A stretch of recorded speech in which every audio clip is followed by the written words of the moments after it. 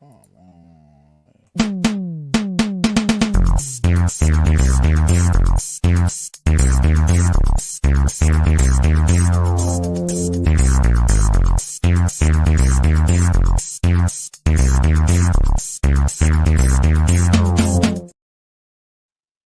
What up, what up, what up, New York Giant Nation and football fans all over the world.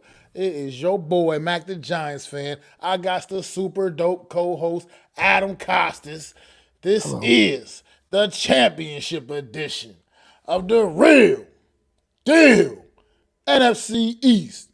Round up. Punch that intro. Oh, come on. Cash flow is your lead.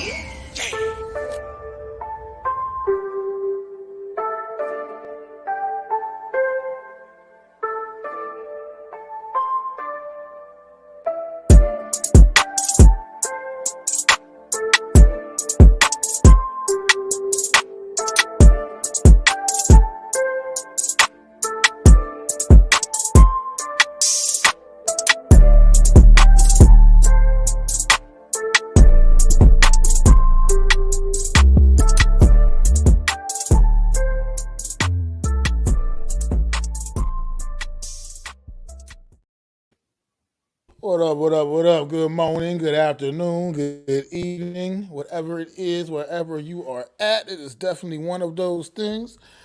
Welcome back to the championship week edition of the Real Deal NFC East Roundoff. I got my homie Adam Costas here, man. How you feeling, Adam? I'm good. I'm sad. We have to move on. That's right, man. As we know, coming into this, the season for the New York Football Giants is over. They are in off-season mode now. But we still got some things to talk about, and we're going to definitely get down to the nitty-gritty right here. What's going on, Deception? Thanks for stopping in, my brother. Appreciate you, man. What's going on, Philly B? Obviously, you know I appreciate you, my guy, man. Couple of days away to the vacation. I know you counting that time down, bro. Coach Ed, man, thanks for stopping in, man. Appreciate you, Coach Thanks for Ed. inviting me to the vacation. I'm just kidding. And yeah, we gonna get right to it, man. We gonna get right to it. Here we go, baby. And what's going on, Unpopular Opinion, man? Appreciate you, bro. Thanks for stopping in, man. We gonna get right to the nightmare that was Yes. the Giants visiting Lincoln Financial Field on Saturday night, man. And yeah, it wasn't a very good night to be a New York Giants fan. It wasn't a good night to be a New York Giants player or anybody else associated with the Giants, to be quite frank. It was an office, man, to say the least, and that is putting it lightly. The Eagles ran away with this game 38-7, and to be quite frank, it probably even could have gotten worse if they didn't kind of take their foot off the gas in the second half of this football game. But they did enough damage in the first half that it really didn't matter. So, yeah, go ahead and let you get it all off your chest, Adam, first, man. You go ahead and I know you gotta let it out, man. So, Listen, I am furious. Most people are not furious. I'm effing furious. Why, people? I'll tell you freaking why. Here's why. Because when last week we were talking about this game, lead up to it, the build up, we just beat Minnesota. Everyone's riding high. We're riding high. Let's go 07 Super Bowl. Let's go. We're going to beat the Eagles. F the Eagles. F this. F that. They ain't got nothing on us. We're going to beat them, stomp them to the next round, blah, blah, blah. Hey, I was part of this too. Then we lose the game, right? And instead of people being upset, they're like, well, it's okay. It's all right. It's cool. It's cool. No, people, it shouldn't be cool. You got that far. You didn't get that far to get that far, okay? You got that far to go to a championship. You never know when you're going to go back. You never know. The Giants were out of this thing for, the last half a decade, right? And here we are now in it. Let's go win it. The other thing that pissed me off about this game was the lack of effort. Because, Mac, every week we talk, and every week we go back and forth. I say, hey, man, they can't beat the Titans or they can't hold up against this. And what does Mac say to me? He's like, listen, Adam, this team's different. They got it. They have fight. They'll fight to the end. Well, guess what? They left their fight in New Jersey. They were too busy doing the gritty on Wednesday to bring their gritty down to Philadelphia. Because I'm telling you right now, that effort was piss poor all around, from top to bottom. The only guy that didn't have a piss poor effort is Joe Shane. And I don't know what he did. Maybe he spilled soda on his suit so he could have a piss poor effort. I have no idea. But that's what those things piss me off. You can't go from being, well, hey, let's slap each other on the back, high five, to, we're going to beat these guys, to, oh, it's a great season when we lose. No. And the way we lost is even worse. The way we lost is even worse. It's like we didn't even show up. It's like the Eagles go down and score. We go down, we get the ball, we're moving, we're humming. Daniel Jones trips on his own feet. Then there's a 4th and 8. After that, he gets sacked on that 3rd and 6 after tripping on his feet. And then there's a 4th and 8 where, they bring the pressure, incomplete. They get the ball, go downfield, game over. Good night, the lights. Well, you said a lot there, brother, and I definitely agree with some of it, man. I definitely agree with the lack of, with the intensity and the fact that they didn't bring the fight to Philly on Saturday night. Like I said, I was immediately following this game. I was angry. I was upset. I wasn't feeling it either. But then, after a couple of days of process, the realization hit me that, look, at the end of the day, it's not good enough just getting there. I do agree with that sentiment that you just said, because once you're there, you want the whole thing. You want the whole enchilada, so to speak. But the reality is the Eagles are a better football team, and they proved that on Saturday night, just how much better they actually are. I mean, we just got beaten in every facet of this football game. They just beat us. They beat us up front. They beat us on the back end. They everything they was doing working. They ran the ball down our throat. When Jalen Hurts needed to throw the pass, he was doing that with ease. Jalen Hurts barely got touched in this football game. I mean, we got one sack. It was a strip fumble, and we couldn't even recover the damn strip sack. We couldn't even recover the damn fumble. I mean, not that would have probably. I'm not saying that would have turned the game around but just couldn't. Nothing we did. We weren't able to build any momentum in this game at any point in time. Man, they just came and just took it to us and flat out showed why they were arguably the best team, and not even just in the NFC, but arguably the best team in the whole damn league, pretty much the majority of the season. So it was just look, I don't like to sit up here and do this, but I gotta take my hats off to Philly. Because you're right, we were doing a lot of us were jumping on that bandwagon, doing a whole lot of kind of not saying looking past the Eagles, but thinking that we really, really had a shot. And they closed that door. They closed that door fast. The Eagles closed that door fast in this game, quickly in this game. And I know we were just talking about that 4th and 8 play. I processed and did some more thinking about that too, and I'm just not as mad about that play as a lot of other people are anymore. Because like I said on my video the other day, hindsight is 20/20, man. If that play would have worked, everybody would be talking about how Brian Dable was the greatest thing since sliced bread, and how Brian Dable is the gutsiest guy, coach this and big. And the reality is in that area of the field, teams go for it on 4th down with a higher percentage than not in that area of the field. That is maybe not 4th and 8, so to speak, but on 4th down, teams do tend to go for it in that area of the field a lot. It's not like that was some kind of new thing, like he was out there trying to reinvent the wheel. You know what I mean? So at the end, maybe we can question the call. Like I said, we know it didn't work, and we can question the call from here to kingdom come. But at the end of the day, I'm just not as upset with that, because we still had 3 more whole quarters left in that football game to still get something done, and we still didn't get anything done. So At the end of the day, it just is what it is. It was another play. It didn't work out for us, and it led the Eagles points, gave them a short field. They went up and got up 2 touchdowns real quick on us. But who's to say we punt the ball away and they still don't just drive the ball right down the field for like 90 yards? I would have taken that. I would have taken that with the way the game is going. At least make them earn it. You giving them the ball. You missed that ball there, which they did. You're giving the ball back at the 40-yard line. And I get it. I understand what you're saying. You need to do it. But I felt at that juncture in the game, I wouldn't have done that. I would have punted the ball, said, listen, let's let our defense at least do something. At least if you're down 14-0 like that, boom. At least I had to go on a long drive. Maybe there's a field goal. Maybe there's a sack fumble. You have no idea what could happen. When you give them the ball within the plus territory that you're already in, you're already shooting yourselves in the foot. And not to mention, you already had a negative play.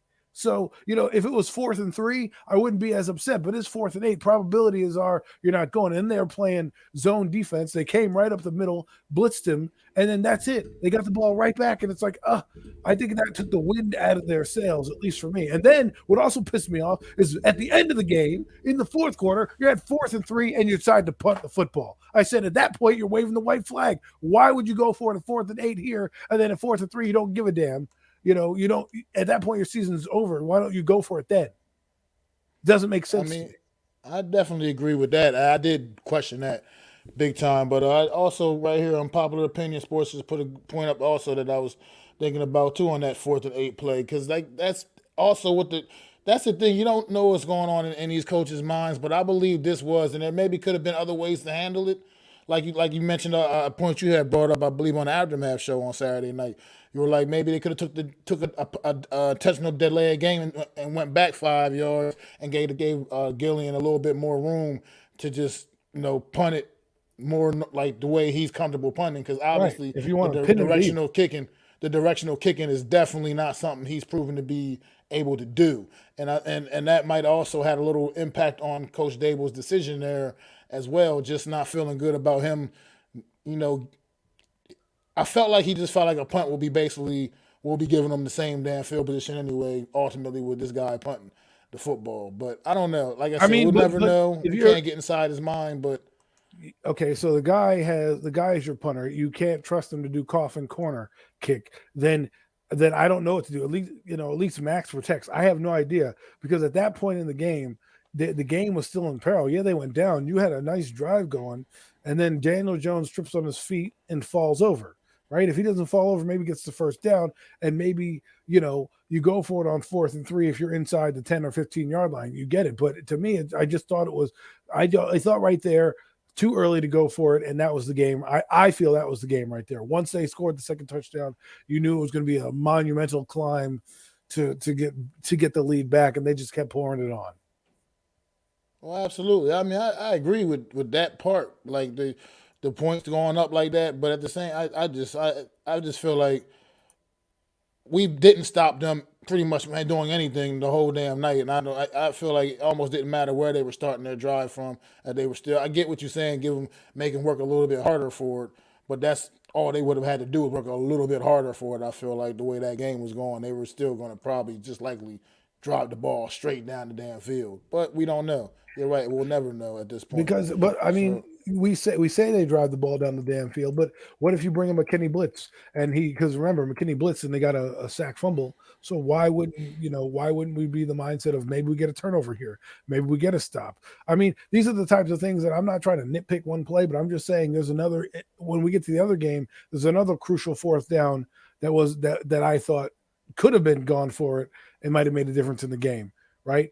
So I just think I expected more of what the Cowboys put out there against 49ers for the Giants and Eagles because we played them. We heard Sean O'Hara say we're going to be good. We heard Chris Sims say we're going to be good. We heard the entire crew in New York on WFAN say how the Giants are going to be good. We had Carl Banks and all these other legends saying, well, the Giants are 6-0 when they hit these games. So for me, there was a lot of going into it that I'm like, all right, I took the content creator hat off, put it down to the side for 1 minute, and I joined you guys on the fanhood bus. And then when the bus cleared out, I'm the only one sitting on the bus. Why? Because I just think, to me, of all that work that we put in, all that hard work we put in, you go out on a whimper, you go out on a, like all this, yeah, high five. But I'm just going to remember that game until we kick off next year because it exposed a lot of things on this team that we need, and well, it did. yeah. It absolutely did.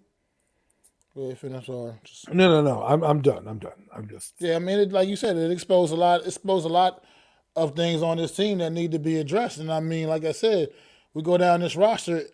Our roster next to the Eagles roster, our roster doesn't stack up to theirs. I mean, it doesn't even stack. We're not even punching in the same weight class. You know what I mean? As the Eagles are right now, and that's okay. It's okay because we still went out there with the guys we had that I think around the league don't command a lot of respect overall, other than a couple of guys, like the Saquon Barkleys and Dexter Lawrence is on the roster. Even our quarterback doesn't command that much respect around the league. league-wide respect. So at the end of the day, we got a roster that's constructed the way ours was, and we still finished 9-7-1, won a playoff game.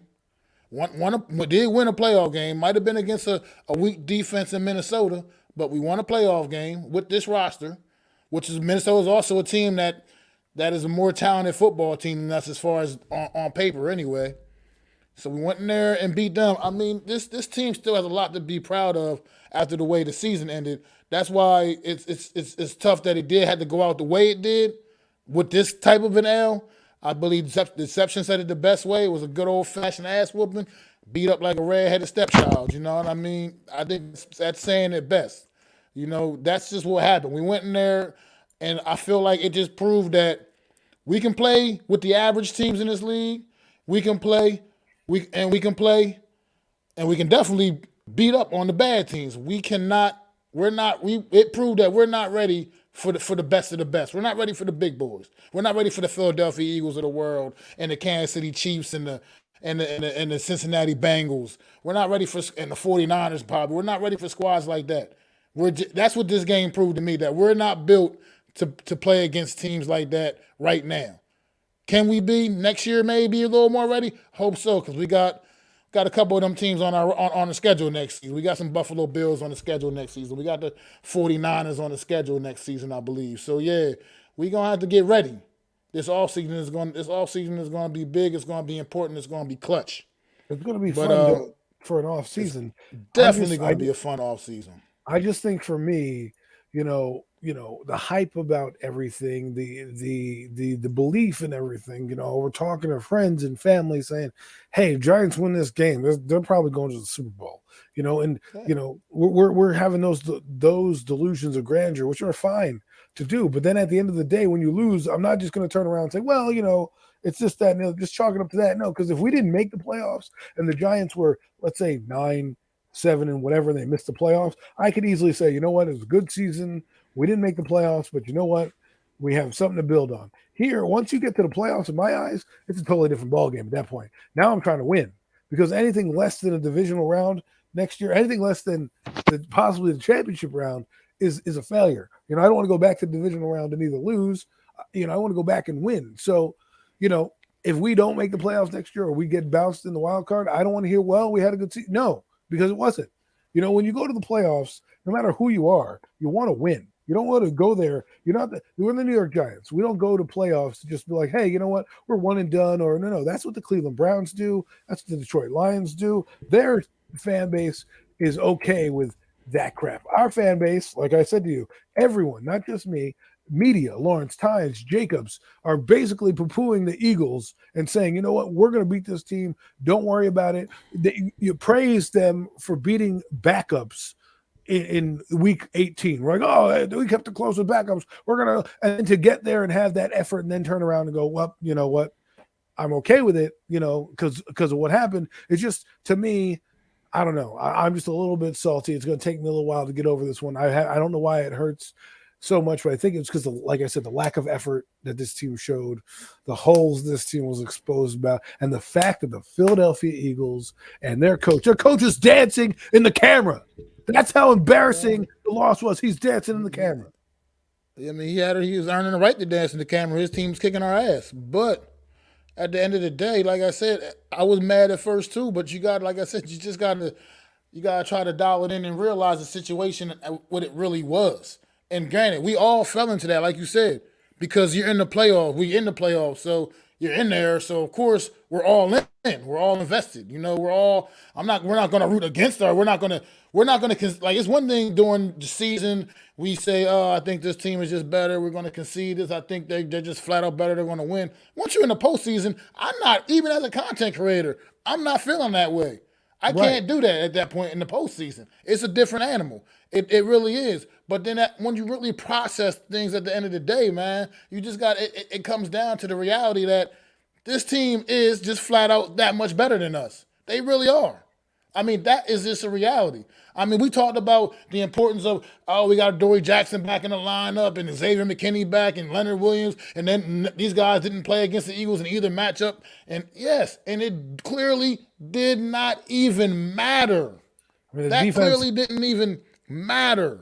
The defense So didn't even show up. it's just like this is what I mean when I say it's the reality. After you really have to take time and let the smoke clear a little bit, the Eagles are just that much better. And it's Well, not like I said, you don't want to admit that. I hate admitting it. Hate admitting it as much as anybody else. But it's just the fact that it's the truth. but let me They're ask a you good this: football team. Very, very good football team. if the Giants happen to, statistically do better in certain categories but fail to make the playoffs, is that a failure next season? Like they put up more points, they score, but their turnovers are up. The quarterback has a decent season, but they miss the playoffs. Are we going to be like, well, we're still in rebuilding mode? Or are we going to be like, well, you know, we took a step back? Like, my question is, at what point do we accept that it's rebuilding and move on? Because, like, to me, I accepted that it was rebuilding from the jump. I even said it from the jump. People vilified me. Adam, what are you talking about? You're giving up. You don't care about the season. This, that, and the other thing. I said, but guys, it's a rebuild mode. We're playing house money. Don't worry about it. Blah, blah, blah. But then I get to the playoffs, kind of bring up that same sentiment, and everyone's like, what are you talking about? We're going to win. And now here we are. And now it's like, well, and I'm the only guy, again, on this island that is just like, yo, I feel like this team just left me at the altar. Like, you had me at, you were going down the aisle, and then it's like, all right, now you just went out with a win. Like, again, if they played like the Cowboys, and we'll move into the Cowboys in a minute, where they kept the game close, right? And the game was still in apparel the entire time, but yet you're playing a better team and you played up to your competition, I could be like, great. But to end on that note, after giving me what you gave me in Minnesota, the build up to this game, the practice reports, the media, the entire fan base feeling a high, and then we come down here and we're just like, well, it is what it is. We shouldn't have been here anyways. No, man, you earn the right to be there. You try to win the damn dance. That's all. And here's unpopular opinion chiming in again, man. Once again, the Eagles. Most people fuck the Eagles. Most people, remember, most people didn't pick this team to win jack squat. Most of them Giant fans, we need to upgrade the trenches if we really want to compete with the Eagles and the Cow Turds. I mean, that's a spot right there. Definitely needs to be upgraded. Like I said, that was clear cut in this game as well. We didn't match up to the Eagles on the line of scrimmage. They dominated the line of scrimmage, both sides of the ball. And the same, like I said, our linebackers got absolutely trashed. I mean, the lack of the poor tackling, it was just a bad look. And I know you see you keep making a comparison. I would have wished it would have been that kind of game too. We all do, I would think, as Giant fans. We could have kept it competitive. But the reality is the 49ers are a lot more closely matched up to the Cowboys than we are to the Eagles. I mean, it just is what it is. I think that's something, like I said, it's hard to accept because we enjoyed a little bit of degree of success in this season, but yet we ran into what is a straight up buzzsaw, a team that we just weren't ready for, and it's getting hard to accept it and deal with it. But that's really what the big thing all came down to. The Eagles are just a flat out more championship ready team than we are. They're just a better football team as things stand right now. Does it have to stay that way? I don't believe it's going to stay that way. I believe we're going to close that window. We still might not be quite better than them next year. Still, we might not be. I'm not 100% going to just come out and say that either. But we're going to close that gap a little bit closer. And I don't see no more 38-7 victories in their future in the upcoming seasons right now. And the way I think things are going to go with this football team moving forward. I mean, that's just how I feel about it. And we can keep going. Like I said, I'm upset as you are about the effort. The effort. That was the most disappointing thing on Saturday night. But to me, I think the reality is we gotta just realize at the end of the day that we went out there and flat out lost to a team that is just significantly better than us as things stand right now. Tudo, what is going on, man? Appreciate you stopping in, Tudo. But yeah, I feel like just stress yourself out over it, bro. We in the off season now. This is kind of as weird as it may seem, something we've been looking forward to as Giant fans, man. So let's just try to enjoy the off season and see what happens, man, and see how we can continue to grow and develop. We got a lot of pertinent business to take care of this off season, and I'll see how things go and see what they want to do, man, to see what kind of moves get made, see what happens with Daniel Jones, Saquon Barkley. Those are pretty much two of the biggest names actually around this team right now. Going into the offseason, their free agency status, and we'll see. What's going on, Ali, man? Good. Thanks for stopping in, bro. I appreciate you, man. Another one of the homies, man, right there, man. Another brother I grew up with, man. I appreciate you coming through, man. But yeah, man. I just think we gotta kind of just level this thing out and just see. Like I said, we kind of did set ourselves up for some maybe higher expectations going into next year. Totally understand you there. It would be disappointing if we came short of the playoffs next year. Now, after the way this season played out, thinking that we should have a better team next year. But like I said, we're going to have to see how it all works out, man, because it is what it is. Injuries are a real thing, man. So injuries and all other things can impact anything, and none of us are Nostradamus, so we can't see the future right now. We don't know, and we'll have to see what happens. But right now, I'm excited to see how this offseason plays out. I know players want to be here. Players want to be a part of the New York Giants. The guys that we have a lot of free agents. I know a lot of them still want to remain and be a part of this. They obviously all can't. So we're gonna see how that shakes out. But and guys that aren't here, other free agents that aren't here, are probably going to want to be a part of this now. This is back to becoming an attractive spot again, where before guys were knocking down and beating down doors trying to get the hell out of town. Now guys want to get back here. Guys want to be a part of this. So we're going to see how this offseason plays out. And we got a lot of work to do, man. Like I said, the Eagles proved that we're not ready yet. I mean, I had to concede to a lot of people. I did a lot of shit talking last week, bro. I ain't gonna hold you. I talked a lot of shit last week to a lot of people, man. I had to go eat a whole lot of crow these last couple of days, man. So that's part of this thing, man. But like I said, overall, I still don't want to just forget about the good season overall that the New York Giants put together, considering this was a 4-13 team just a year ago, and it's a lot of the same guys that was on that 4-13 team. But you know, and they were able to turn this thing around, just simply bringing in a coach, new GM that seemed they can get a response out of these guys, and we're able to get the most out. I mean, we had practice squad guys out there. I mean, we're all hyping up Isaiah Hodgins, and he deserves it. He came out and had a good back half of this season for the New York Giants. But at the end of the day, this guy was just chilling on a practice squad up in Buffalo, man. So it's not like we're out there throwing, AJ Browns and Devontae Smiths out there. You know what I mean? Like, this is what the kind of talent that we were playing against, and that's the kind of talent that we have. So it's a double-edged sword, but I do feel you. I feel you, Adam. It took me, like I said, Sunday I didn't really do a lot of talking to anybody. I kind of was just in my bag a little bit, but at the end of the day, I think considering how bad it's been for the last about 10 years, pretty much, I think this season overall, we got to still look at the reality that this season was still a success, man, overall, even though it ended on a very sour note. I'm not saying it wasn't a success. I'm just saying, though, you guys can do whatever you want. I'm still. Nah, I get it, bro. I know, I get it. Salty about. I'm just salty about it. That's all. That's who I am, because I take a lot of pride in this team, and I don't want to talk about it too much. I don't want to depress anybody else. I mean, but the whole team was the thing is the whole effort was down. I think that's another reason why I'm upset. It wasn't just one side of the football; it was the entire side of the football, the entire team. Right? Yeah, Special teams didn't keep the game in. I mean, it was just a lot, and I don't want to be that guy per se, but at the end of the day, I'll get over it. But I don't think I'll get over it till we kick off next year.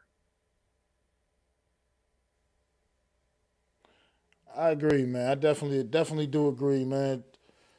And Tudo here says Giants have been suffering from easy injuries for a decade, and it all has to do with strengthening, conditioning, proper workouts, lifting weights, correct way of running and training and nutrition. I agree, man. All that.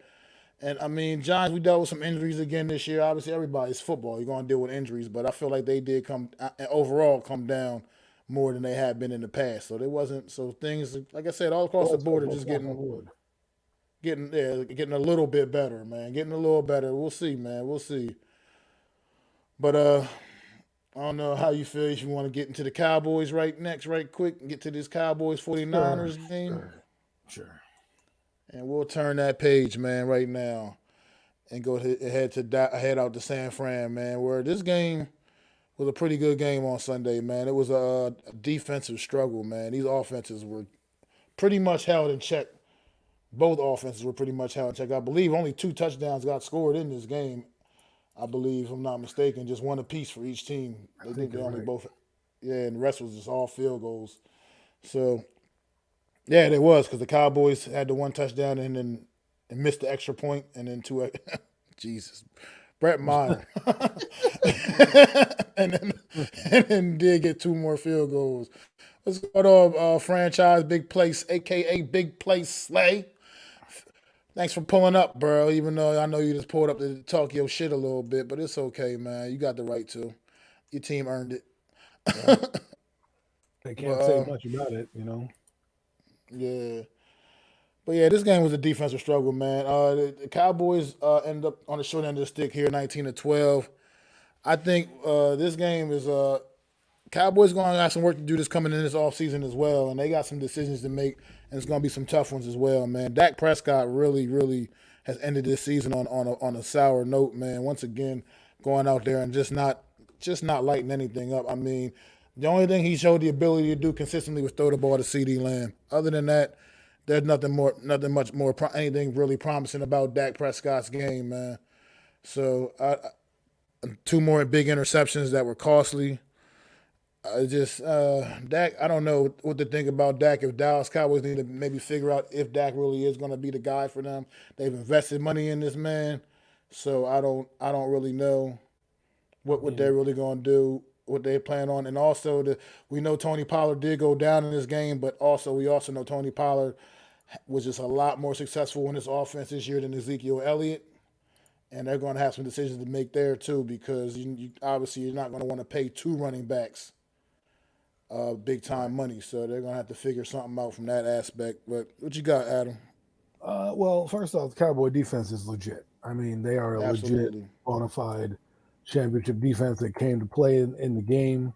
Obviously, they unfortunately couldn't win the game for their team, which they, at some point, sometimes in a game like this, you need a defensive score to help you out, to kind of push you over that top or a big turnover here and there. They didn't get those turnovers as much. Purdy didn't do too much with the football. They kind of kept it close to the vest with him. But that you got to give credit for that. Defense was absolutely outstanding. The other thing is the 49ers, man. They are a team that is interesting because they can beat you in many different ways. They can bludgeon you. They can score. They can, run the football. And I think, we saw. I think personally they're the team that's going to represent in the Super Bowl. Well, I'm definitely not rooting for the Eagles. I don't care how good they are. I don't care what anybody tells me. I am not rooting for the Eagles. And that could be the death sentence for the 49ers, rooting against them. I haven't been good picking teams this year, so that could be their death sentence. But I just can't sit here and be happy about the Eagles. The one thing I will say is I can't wait to see Joey Bosa against Nick Bosa against that line, that line of the Eagles, because I really want to see how good they are when they stack up. And that Eagle defense against this 49er offense. Remember, the Eagles have 70 sacks. Let that sink in, 70 sacks. If they are the team we think they are, they're going to give this kid Brock Purdy fits. So we'll see. I mean, like I said, 49ers have a conundrum, right? They have a conundrum. I know we're talking about the Cowboys. 49ers have a conundrum now because they still have Jimmy Garoppolo, they have Trey Lance, and now they have Brock Purdy. What do you do there? So, and to kick it over to the Cowboys side, Dak Prescott, I think, is injured. To be honest with you, something is wrong with him. I don't know what it is. I haven't figured it out. The rumor is that he was going through his progressions too fast. I mean, these 49er interceptions, one of them was just terrible. One of them was just like actually, they both were terrible. You're staring down a receiver into red. I mean, it's not like they were wearing white. They were wearing red. And you're just staring like right at them like, hey, how are you? I'm Dak Prescott. I'm still going to force the ball to CeeDee Lamb. Yeah, they were bad. I mean, they were bad. Uh, I don't even know. I mean, maybe you're right about him being not healthy, but if that's the case, then shame on the Cowboys because if he doesn't give your team a best chance to be successful, then he shouldn't be out there, man. And that's just point blank and period. I Maybe mean, he Cooper needs Rush. corrective eye surgery like Jameson Winston. Maybe I he mean, maybe could be because the anything thing random. because the thing is like he did not play this badly the previous year. The previous year he was outstanding, and it was like, well, how do you go from being that good to now falling on your face? Was it Amari Cooper? Was Amari Cooper really that big of a difference that he opened up everything that you just were humming? Or is it the fact that you're falling off a cliff and your thumb hurts and it has a rod in it and you probably have to deal with some pain that might be letting the ball go? I have no idea. I can't. I'm not the coach, and I'm not going to sit there and watch Cowboy film and tell you exactly what's happening. But it just seems to me there's something off with Dak Prescott that normally isn't there. And if this continues, see if I'm the Cowboys, I let it. I chalk it up to injuries and being out a few games, whatever. Fine. Next year, if he comes out like that, I better have an idea. Maybe you bring in a veteran backup, a Jacoby Brissett, a Garner Minshew, a guy that you can say, all right, we don't really like Cooper Rush. But we need a guy here that if we do pull Dak out of the lineup, he can challenge for his spot. Because you invested a lot of money in this guy, he's probably not going anywhere. But if you want to kind of save face, that's the best. That's the best thing I can think of right now.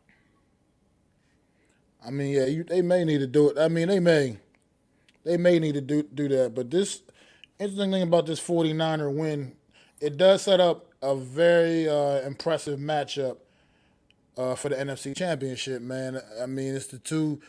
You can make your case. It's the two best teams in the AFC against the two best teams in the NFC, and the two best teams in the NFC competing this weekend for Super Bowl berths, man. Because I feel like the Buffalo Bills did kind of, I don't know, they kind of lost something for me a little ways, especially down the stretch of this season. So I do believe A lot happened Cincinnati. to them, man.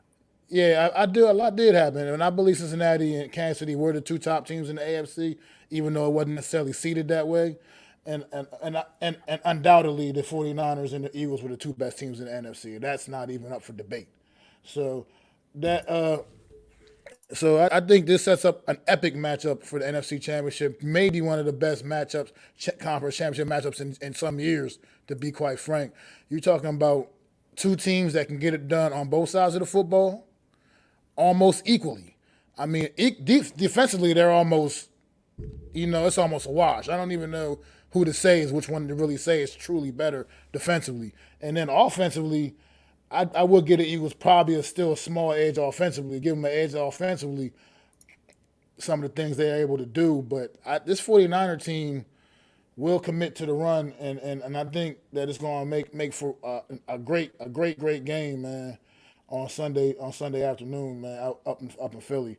I think the Eagles they're favored by like 2.5, I believe, because they're at home mainly, but at the same time, I think this one thing I think this 49er team is going to do is come in there, and I think they're going to commit to the run because like I've been saying it. The one thing the Eagles do, man, is they run. The one weakness that you can find on about this Eagle football team is they're a little vulnerable against the run. A team that commits to the run game and really sticks it to them, they're a little vulnerable. And the 49ers, we know, will do that, and they're going to throw a bunch of weapons at them, man. You're going to get Christian McCaffrey, you're going to get Elijah Mitchell, you're going to get Debo Samuel. And they're going to commit to it. They're going to keep doing it, and I think they're going to need to because this Eagle pass rush. You're going to want to protect. You're going to protect the young quarterback in Brock Purdy because this, as good as the Cowboys pass rush is, and Brock Purdy was under a lot of distress on Sunday. This Eagle pass rush is even that much better. So they're going to have to protect him by running the football, and I think they're going to definitely do that, man. And it's going to make for an interesting matchup. And I'm curious to see what the Eagles do to counter that kind of an attack, because a couple teams, like we said, the Eagles' first loss against Washington, that's pretty much the main way Washington beat them was by just committing to the run and running the ball down their throat. So if they get that from this 49ers team, it could be could be a rough day for the Eagles as well, man. So we'll see, man. This is gonna be a great one to check out, man.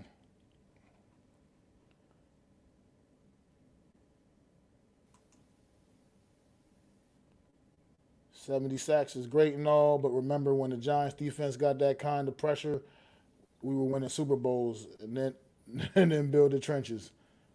I agree. And then the 49ers can win with Mr. Irrelevant because they have a top 5 O line and front 7. Same with the Eagles. Edge goes to coaching. 49ers win. Ooh. It's going to be a good one. It's going to be a close one, man.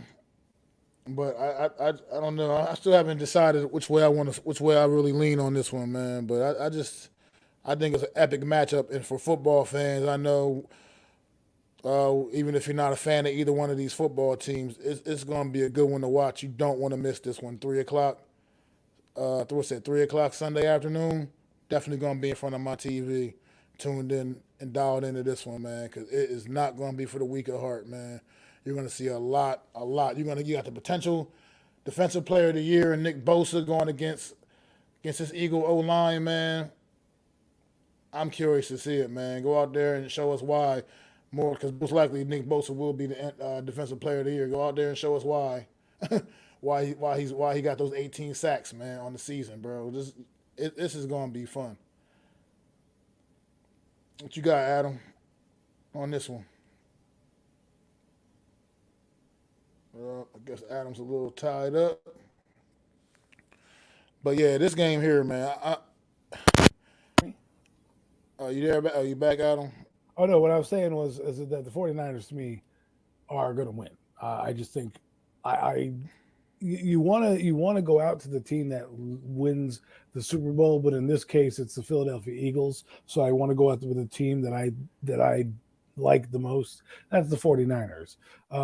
And Brock Purdy, if he wins the Super Bowl, my God, what a legend this kid is going to be built, right? He's going to go with not only winning, but getting there first. That'll be the start. Let him get there first. But my God, this kid is, everything he touched has turned to gold. Maybe he's playing for the right franchise, because the 49ers used to be the 49ers because of the mining over in San Francisco. Maybe that's it. Maybe they struck gold with this kid. I mean, he wins the Super Bowl, man. I think you got to start shopping Trey Lance around. I think you don't even experiment. You don't even pretend to give Trey Lance a shot anymore. I think at this point, if Brock Purdy wins the Super Bowl, he's your quarterback, and I feel like you got to try to figure out what to do with Trey Lance to try to move him, do something, because I don't see you can validate coming back and even saying this is going to be an open competition. Brock Purdy, who may even win the Offensive Rookie of the Year, he might even stole his performances down the second half of this season, taking over the quarterback spot in the 49ers. So he's one of the finalists for that award as well. He wins that award, goes out and wins the Super Bowl as well, and most likely, potentially, if they win, it's a good chance he'll be the MVP of the damn game. It's a strong chance of that happening as well. You can't even entertain the Trey Lance thing anymore. I mean, I know you invested a lot in picking up and acquiring Trey Lance, but come on, man. You just can't. I know they say you shouldn't lose your job to injuries, but it happens. We see it happen all the time. We wouldn't know who Tom Brady even was if Drew Bledsoe didn't go get injured. The Tom Brady story would have never been written if Drew Bledsoe didn't get knocked out of that game years ago. So it just is what it is, man. And Brock Purdy goes out there and wins a Super Bowl for these guys. I think you can't even. That's it. Trey Lance, we got to shop you out. And then somebody's going to. There's somebody that'll take. I mean, Trey Lance was number 3 overall pick. He still has the upside. He's coming off a big injury. He'll be coming off a big injury, but somebody will bite. You know what I mean? Try to get some of that capital back that you invested in getting him in the first place. I mean, obviously won't be able to get the same thing back, obviously, but try to get a little bit of capital back and just cut your losses. You're still a good football team and continue to build around Brock Purdy. And I don't think you're going to have any other choice. Well, we'll see. I think it's going to be a fun off season for everyone involved, and I think it'll be worth our time to check it out, right, and see. Because, like I said, if this guy goes on and wins the Super Bowl, He goes on to wins the Super Bowl. That's gonna change everything. It's gonna change how you look at things. It's gonna change how things get done. And it's one of those things where, people are gonna start to think about the quarterback situation differently. You know what I mean? Instead of paying big bucks for a guy, can we put him in a system and still flourish? And that's what you're going to see going forward. So, hey, good luck to Brock Purdy. No good luck to the Eagles. Screw you guys. I hope you go home. And that's it for me.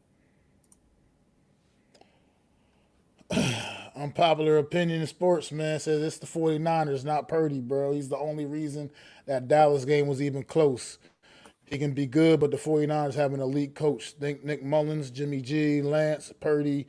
Yeah, and I Okay. agree to an extent, but not really, because Here's where I'm going This to go on. offense has flourished since this offense wasn't doing this in the earlier parts of the years with Jimmy G. What they're doing now, this offense is like completely opened up. George Kittle is back to all pro George Kittle again. He wasn't playing like all pro George Kittle with Jimmy G at the helm in the early part of the year.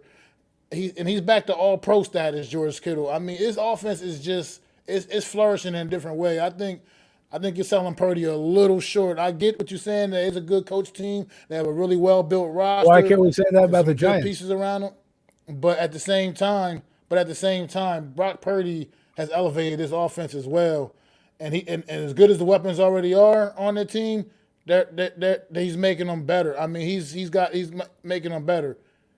I mean, you can say that CMC is the reason, but I'm not. See, the thing I is, mean, this is what I mean. When you don't want to give credit to a guy because you don't want to believe in a guy, right? Whatever biased opinion you have, which is on an unpopular one, which is what your name is, and that's fine. But you got to look at it like this. You can't just say, well, it's only Kittle and it's only McCaffrey and it's only this. When you just said it's an elite coach, but you have to. Jimmy G couldn't get them over the hump. This kid's about to get them to where Jimmy G was in 6 games. Okay, Jimmy G, it took him a while to get there. Nick Mullins, by the way, they didn't win anything with Nick Mullins. So you're wrong there. They went 6-10, if not worse with Nick Mullins. That's how they got Trey Lance, because they had a shitty Nick Mullins on there, and that's why that guy's not a starter. Yes, Shanahan is good, and they put together a good team, but you got to give credit where credit is due. Because if you're going to say the same thing about Brock Purdy, I could say the same thing about the Giants. We could go tit for tat with how that works. Just because things don't look the way they seem, you got to give credit to where it's due. Like you said, Brock Purdy helped annihilate the Seattle Seahawks that game. He followed that next game up with an even bigger game, right? In this game against the Cowboys, he played a good game in this game. He didn't turn it over. You got to give him credit for that. In a moment like this, I mean, if you want to compare quarterbacks right now, the 49ers quarterback did not fold under the pressure like Dak Prescott and our quarterback. Okay? And our team. This guy rose to the occasion, brought his team down to score when he needed to, and didn't give the game away. So, yeah, I can give him credit because he's doing better than a lot of the other veterans that have been in his position. And not for nothing, if you look at the 2 quarterbacks standing in the NFC East or in the NFC, both of them are second round or later picks. So it goes to show you can get guys in the round who fit your system and believe in it. Trust me, this is an anomaly. You're not supposed to see Brock Purdy do this, but he is. And that's a testament to him. That's a testament to the coaching, but I got to give credit where credit's due. absolutely, Corey. I agree with that. Absolutely, Corey Childs. Thanks for tuning in, man. You said what NBA and NFL teams should you root for? You're from Marion, Alabama. I'm not sure what part of Alabama Marion is in, but but I would assume if you were in that region of the country, football wise, Falcons, Saints, maybe, and same with basketball, Pelicans or the Hawks, bro. I mean, that's the best I can do for you right now. I'm not, like I said, not sure exactly what region of Alabama Marion is in, but I would assume I know Alabama is pretty. Those are probably close, some of the closer professional sports markets to Well, anywhere in Alabama. it's funny. It's funny, unpopular. You say you watch film. I get it. But let me ask you this. Do you watch film with hatred in your eye or like a sense of, comparing it to the Giants? Because when you watch film, you have to watch the entire thing. right? You can't just say, well, it's this, that, and the other thing. Yeah, you put Jimmy G in that same situation. Jimmy G barely had 300 yards a game in the season. This guy, Brock Purdy, puts it all over, put it on him and threw for 300 yards. You could say, yeah, there were dink and dunk passes, but the guy has executed to perfection, damn near. Okay. And yes, CMC is a great addition to the team, but even with CMC there, he's helped the young back out. But when they stopped him in Seattle or he wasn't effective, Brock Purdy rose his game. I'm not trying to challenge your film watching. I'm just saying it seems like every time we discuss a player that doesn't happen to play for the NYG, that player is either garbage, booty, or not as good or overrated. So it can't be all the above, right? The kid is doing what he's doing now. He in his short time of playing, he's playing at a very good status. Now in next year, we could see a different one when the NFL gets actually a chance to study the film and see maybe he does have a bad season. Maybe he is Mr. Irrelevant. But right now, my eyes are telling me it's not just Brock Purdy. It's not just the other guys around him. It's Brock Purdy. I think we use the weapons thing because look at the guy on the other side. Dak Prescott, I got CeeDee Lamb, Michael Gallup, Hilton. He had Tony Pollard. He had Dalton Schultz. And they still couldn't score more than a touchdown. So don't just tell me that it's weapons. I think what I'm with the main point I was getting at myself as well is, and I think Adam is basically kind of saying too, is he's making better use of the weapons than the other guys were before that came before. I mean, Jimmy G wasn't doing the things that Brock Purdy's doing. I mean, he had those same weapons out there as well, and he just wasn't lighting it up the way Brock Purdy is. That's what I think is coming down to. Purdy's making much better use of these weapons, I feel like, and I think that they found lightning in a bottle. I'm not saying he's the next Tom Brady by no means. I'm just saying I think they did find lightning in a bottle with the Mr. Irrelevant pick a year ago. But Tudo, he said, Big Boss Mac, we just wonder how come Purdy learned the offense in 3 months period, but DJ couldn't do it in 4 years. We ain't DJ haters or anything. He's a Giants and we support him, but it's a simple question. So he didn't learn the offense in just 3 months. He was still there like all through their off season and everything like that. So he was there, and I mean he had plenty of time to study because he held a clipboard for the first half of the year. For more than the first half of the year, he was holding the clipboard anyway. So he had plenty of time to study. I mean, he didn't get much. I mean, obviously, he probably wasn't getting many practice reps, but I mean, some guys are just naturals, man, and have an ability to go out there when the lights come on. Well, and turn it on, the man. DJ question is different because he has a couple different offensive coordinators. This guy has one system, and his coach knows what to do with him. The problem with Daniel Jones is he had a guy who wanted him to do the whole playbook in one sitting. And if you've ever seen a playbook, it's like 150 pages long. So, and it's back and front. So, that's 300 pages if you really want to look at it. So to ingest all of that, to know all the calls is crazy. But what Kyle Shanahan does, unlike most coaches, is instead of running the offense and tailoring it to say, hey, Brock Purdy, you're going to run my offense regardless of your strengths, he's going to tailor it to his strength and say yes. He said yes, and they're going to make it work for what his strengths are. He's a good game manager, huh? And a great system. And it's all sensitive when it comes to the QB division. I have no stock in San Francisco. I just think the team is better overall. Well, I could say the same thing about Daniel Jones. And when I did, you guys crucified me. So how is it different for Brock Purdy? And you're telling me he's a game manager. And then I tell you the same exact thing about Daniel Jones, but you don't want to hear about it. You don't want to hear that nonsense. But it's okay to say he's a game manager. We're not going to give him any praise because everybody that I listen to that watches film say Brock Purdy's playing pretty well and playing more than just elite. And he's doing other elite statuses. I mean, we can call everybody a game manager. But for this game against the Cowboys, I think had to manage. Because we go with that. Because look, Daniel Jones.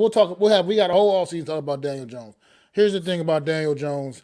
No, I'm just commenting on his game manager. I got you. But the thing about Daniel Jones is that I think the issue with Daniel Jones thing is that we know the reality is he's been in the league 4 years and we haven't seen him with the kind of with elite receivers elite talent too much. I mean, other than Saquon Barkley, Let me ask you that's this. it. I Do mean you that, but think I'm they're Adam. holding? But it is a reality. That's it, though. We have Do it. you, do No you matter think? what, we have it. Do you think they're holding back Brock Purdy? Do you think that he has the whole playbook? No, I don't think. I mean, Do you think that? Do you think that I they're think they're by now he does. Yeah, he may not have his first few okay? starts, but he probably does by now. Yeah.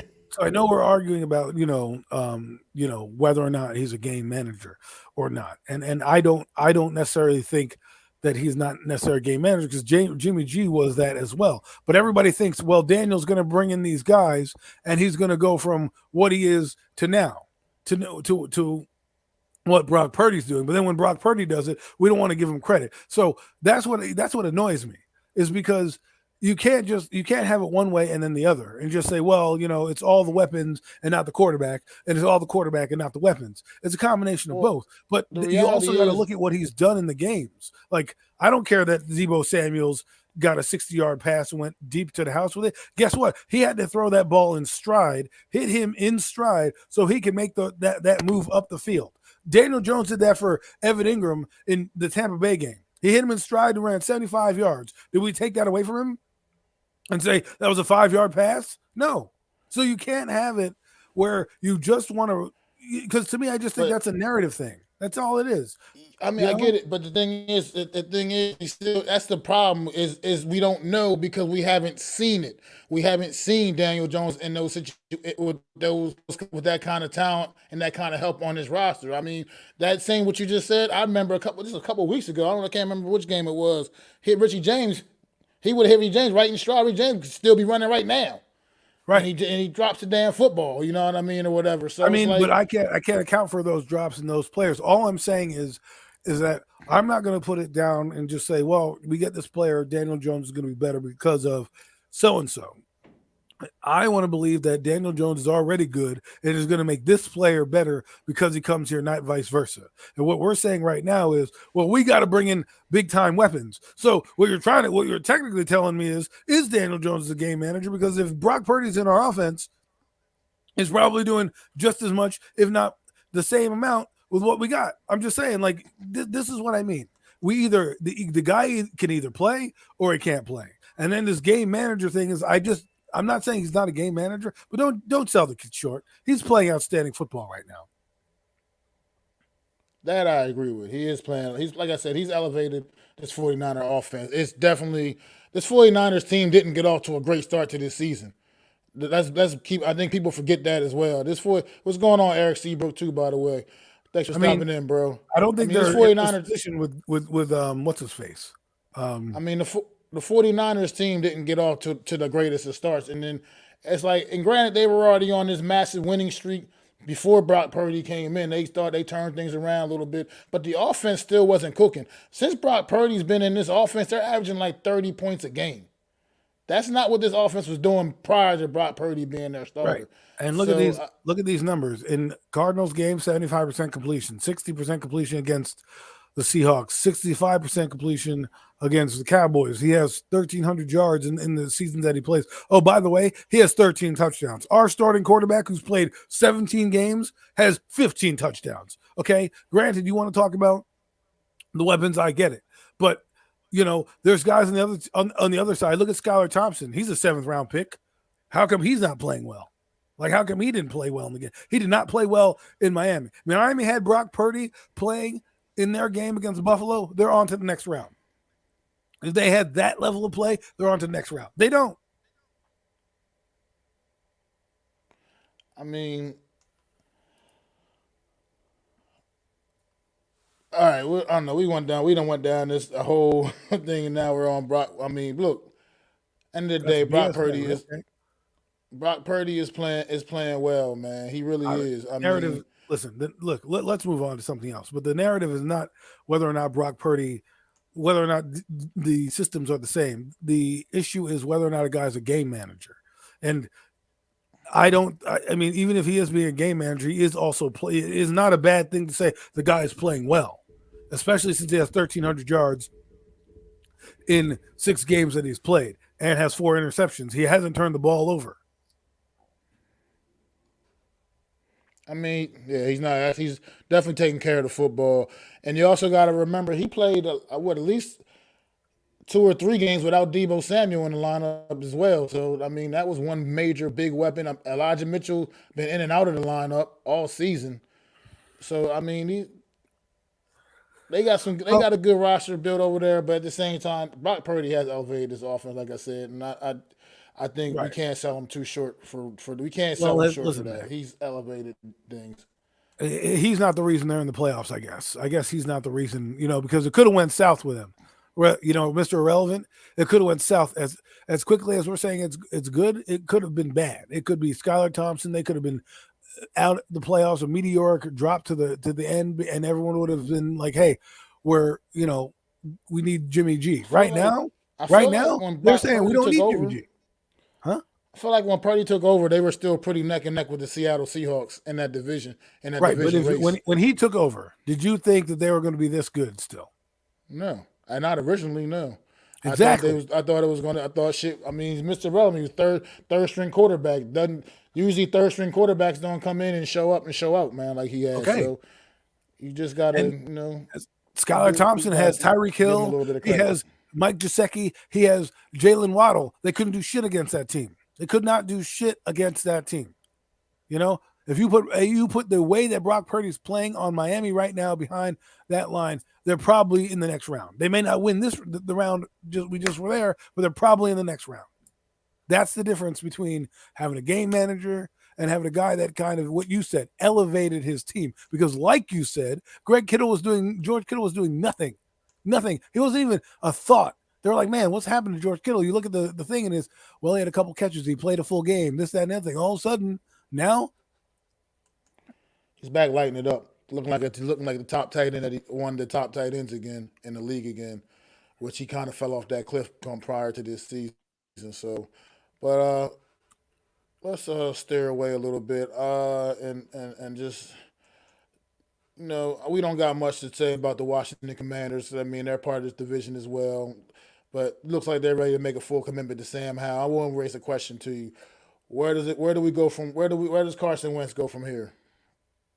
to the unemployment line. Do you think any team seriously is going to make him a serious offer to come in and be their starting quarterback? Or has that ship Probably sailed? not. Probably more like a Jameis Winston type of deal where you'll be a backup.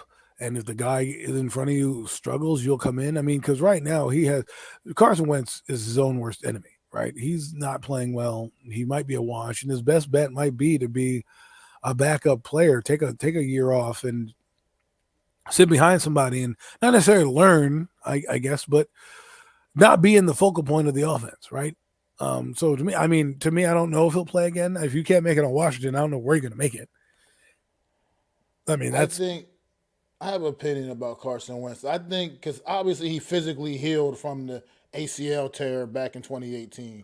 He's physically healed from that, but I think he's never mentally healed from it. I think because he doesn't play the same as he was. Like this dude was literally almost MVP of the league that year. He does not play the same. He goes out there almost like he's something's in his head just holding him back. I mean, the dude still has an elite arm. He has an elite arm still. It's not like he has a noodle arm or anything like that. But I felt like he used to definitely use his legs a lot more prior to the injury, and I feel like I'm just not sure. I'm just not sure what's going on. What's the disconnect here? And the free thing, he just got so broken from the fact that I'm drafting Jalen Hurts. Like, how does that happen? As you're a professional athlete, you're a professional football player. How do you just get mentally broken from them drafting a quarterback in the second round that really wasn't drafted to come in necessarily and be a threat to your job? So I think Carson Wentz's issues are more in his own head, and I can't see a team remotely throwing down any kind of starter money on him. He's going to have to accept being a backup if he wants to continue his career in the NFL, or maybe just go ahead to the CFL or the XFL or the whatever the hell else other leagues they got these days. The USFL about to start up in April, man. Maybe they got a spot for you on them rosters, Carson Wentz. I don't know, but I don't see him starting in the NFL on an NFL team in September. Well, I mean, like I said, if you bring him in to be a bridge quarterback or something like that, he might have a job. The reason he'll have a job, he's a first overall pick. That sticks with you wherever you go. Somebody will rather take a chance on a Carson Wentz than a Nick Mullins, unless it's a financial thing. But they'll say, hey, you never know, right? Like he's going to be a backup. Will he be a hot commodity backup? I don't know. I think he's going to get money like Jameis Winston.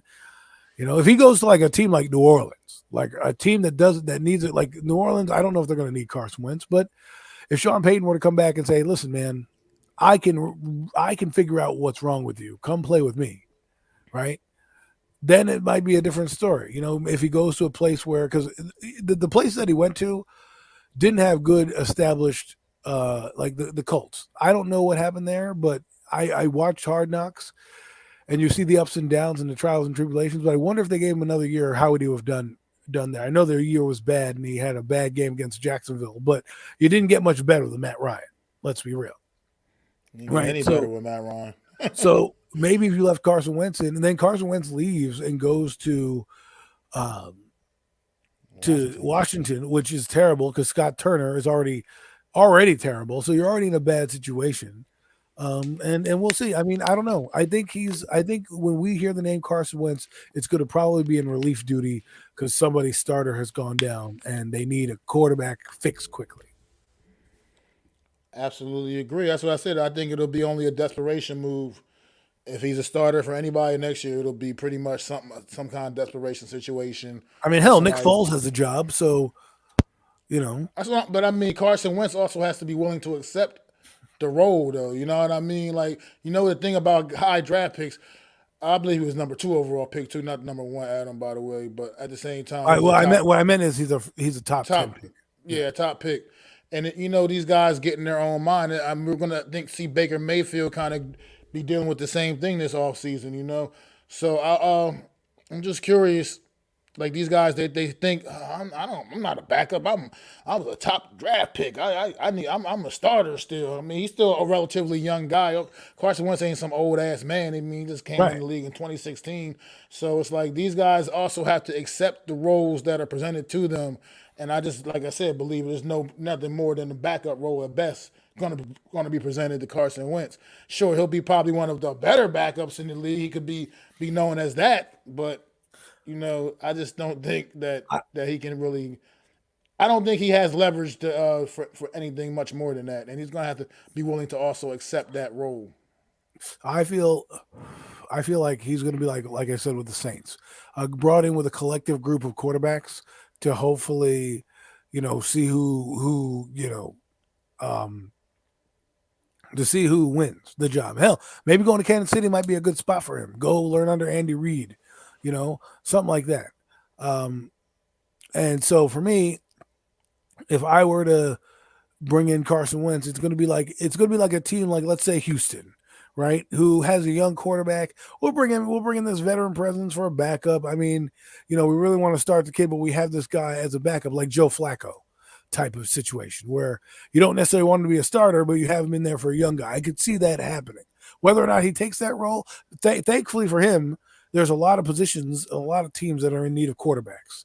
And regardless, people are going to want to do something, and they're going to look down the line, and they're going to say, hey, do I want Carson Wentz or do I want, this guy, Gardner Minshew, and if there's he did have a good season. He went with Frank Reich. Maybe wherever Frank Reich goes, as an offensive coordinator, maybe that's where he'll go. And maybe Frank Reich, instead of being the head coach, can be the offensive coordinator and work with him. I don't know. Right now, high-priced backup is what I'd say, and that's not a bad thing in the NFL. We've seen all season. Feels like half the league's quarterbacks went down this year. So, yeah, absolutely. I mean, there's definitely a huge market for good quality backup quarterbacks, and as we see, it's growing. Backup quarterbacks are improving because teams are taking that position more seriously on their depth charts. So we're not because of the RPO. Yeah, once upon a time, backup quarterbacks were your second string was almost as bad as your third string. I mean, they would just forget about it. I mean, a guy on the roster. I mean, when you're Giant fans, you have a guy like Eli Manning who plays every game in and out. That's where it is. I mean, yeah, most definitely. But what's going on, Wells? Thanks for stopping in too, bro. I appreciate you, man. Thanks for tuning in to the show, man. Tom, my man, Tom Lockery coming after unopinion sports. I mean, Tom Lowry. Where there is fire, there is smoke, and every sign points to Wentz being a personality clash wherever he goes. I don't think you want him polluting your quarterback room for a young guy. It's another that good is valid true. point, man. That is true. Another good valid point. But if we're just talking about value as a terms of what it is, that's what you would do. Now, I don't know what Carson Wentz is like in the locker room. I think he is a bit of a douche, but he's going to get by on being the second overall pick or wherever he was drafted, and people are going to use him. That's I hate to tell you that's a fact in the NFL. It just is. You look at a guy's draft status, you look at where they are, and then it's like, well, for example, Darius Slayton, right? He's a 5th round pick. So when he drops a football or doesn't get 1,000 yards, you're like, well, he's a 5th round pick, right? We expected that out of a 5th round guy. So a first round guy, he's a bust for being a first rounder, but he's better than ever. Someone thought highly enough to pick him in the first round. A lot of people thought he was a first round talent. There's going to be some yo-yo out there who's going to be like, yeah, let's bring him in as a backup. What's the worst that can happen? Now, whether he take that, I don't know. Well, that's what it's going to come down to. He has value as a backup quarterback right now still. He currently still has value, at least as a backup quarterback. I think he just has no value right now as a starter. But at the same time, also, this is just the thing about, like I said, with the mental thing with Wentz is because he clearly has all the physical tools still. He has the physical tools. I mean, like I said, this guy does not have a noodle arm. He can still launch that thing downfield with the best of them, man. It's just that it's just been some kind of disconnect with him.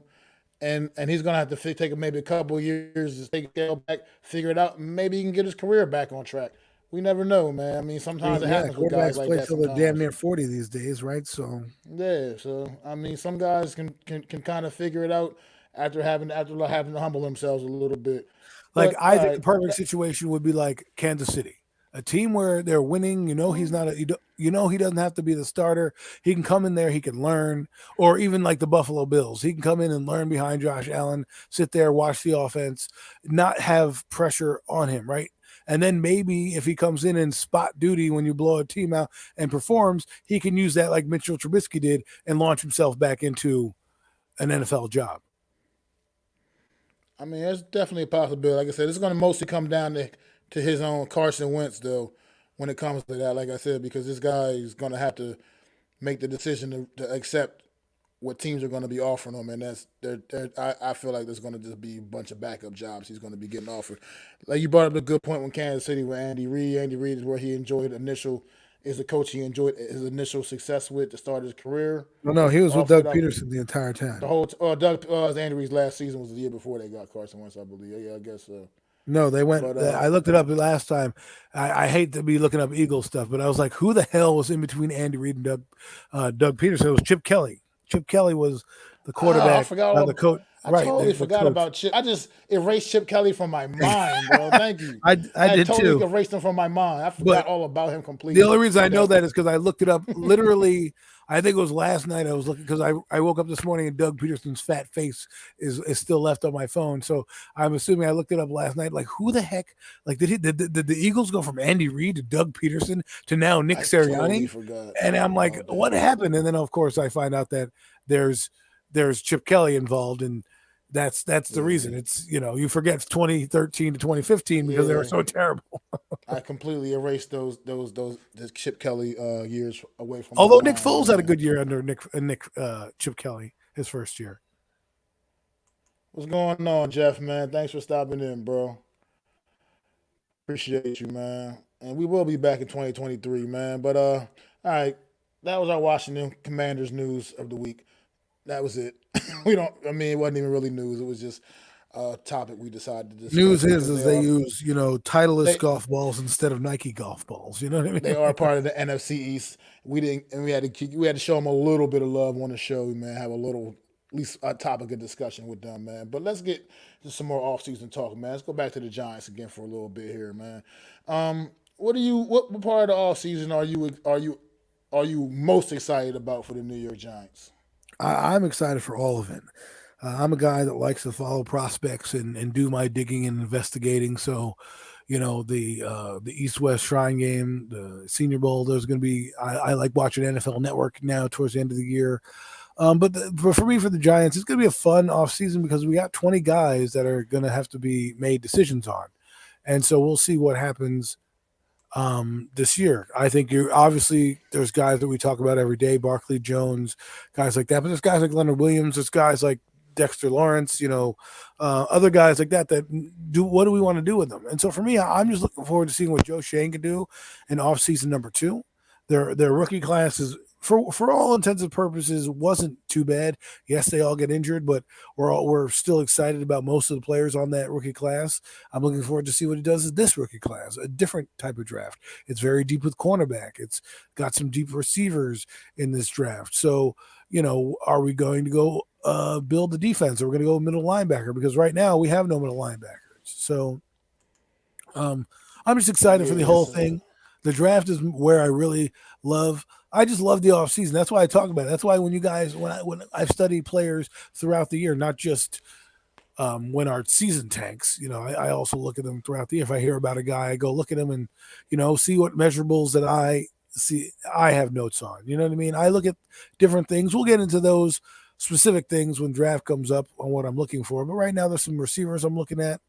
Nobody in the free agency market really moves me. I don't know if they'll go back with the Odell Beckham thing. I hope not, but we'll see. Well, look, so who would you guys target in the draft? I mean, honestly, I don't follow the college guys that way. I got to get into looking into some of these guys. I take the positions the Giants are desperate need of, and I follow some of those guys a little bit and check out some of those guys, look into them. Myself personally, as things stand right now, I would love to see the Giants get whoever is the best middle linebacker available. When it's their selection, I would love to see that happen. But at the same time, this brings me to what I just asked, back to the question I just asked Adam about what part of the offseason am I most excited about seeing. And for me, I want to get this free agent. I want to get the first free agency period kicked off, man. I want to, because that kind of will dictate to you what kind of direction the team might be headed for in the draft. What kind of, because you sign certain free agents, and all of a sudden that might change completely the dynamic of how you were going to draft, or what you might want to be looking for in the draft. And it's a couple good prospects out there. I mean, there's a tight end from Notre Dame that Coach Ed has been pumping up and talking about a lot about, and I looked the kid up, and that dude looks like he's the kind of tight end that would fit in perfectly on this New York Giant football team. So we're gonna see, like I said, after we get through that first period of free agency, see what kind of spots we address there, whether it's signing our own guys back and grabbing some new guys, some new talent from other teams, and then I can kind of be a little more prepared about how we might attack the draft. This just gives you another way to look at it after you see that first free agency period come to an end, and you kind of get some holes already filled in. It might change the way you want to go in the draft. I mean, we got a lot of different ways we can go. So, well, I think this year is going to be similar to 2021 for me, where I was that year. I was looking up a lot of receivers because the Giants were into Devontae Smith and trading Waddle and all that. So, I really studied some of the receivers in that draft. Probably going to study the receivers in this draft. I like the tight end kid. Think he'd be a good fit. Or now, right now, the Giants are 25, I think, 25, 26. I could be wrong. I think they're 25 in the draft. So we'll see what happens. I mean, I wouldn't mind them taking a corner, the kid from Penn State, Tracy Porter Jr. I think a solid corner to pair up outside Adoree Jackson with, and a corner in the first round means you're investing in the position, not taking some guy from college in Central Florida that you've never really heard about that you're trying to play inside, outside.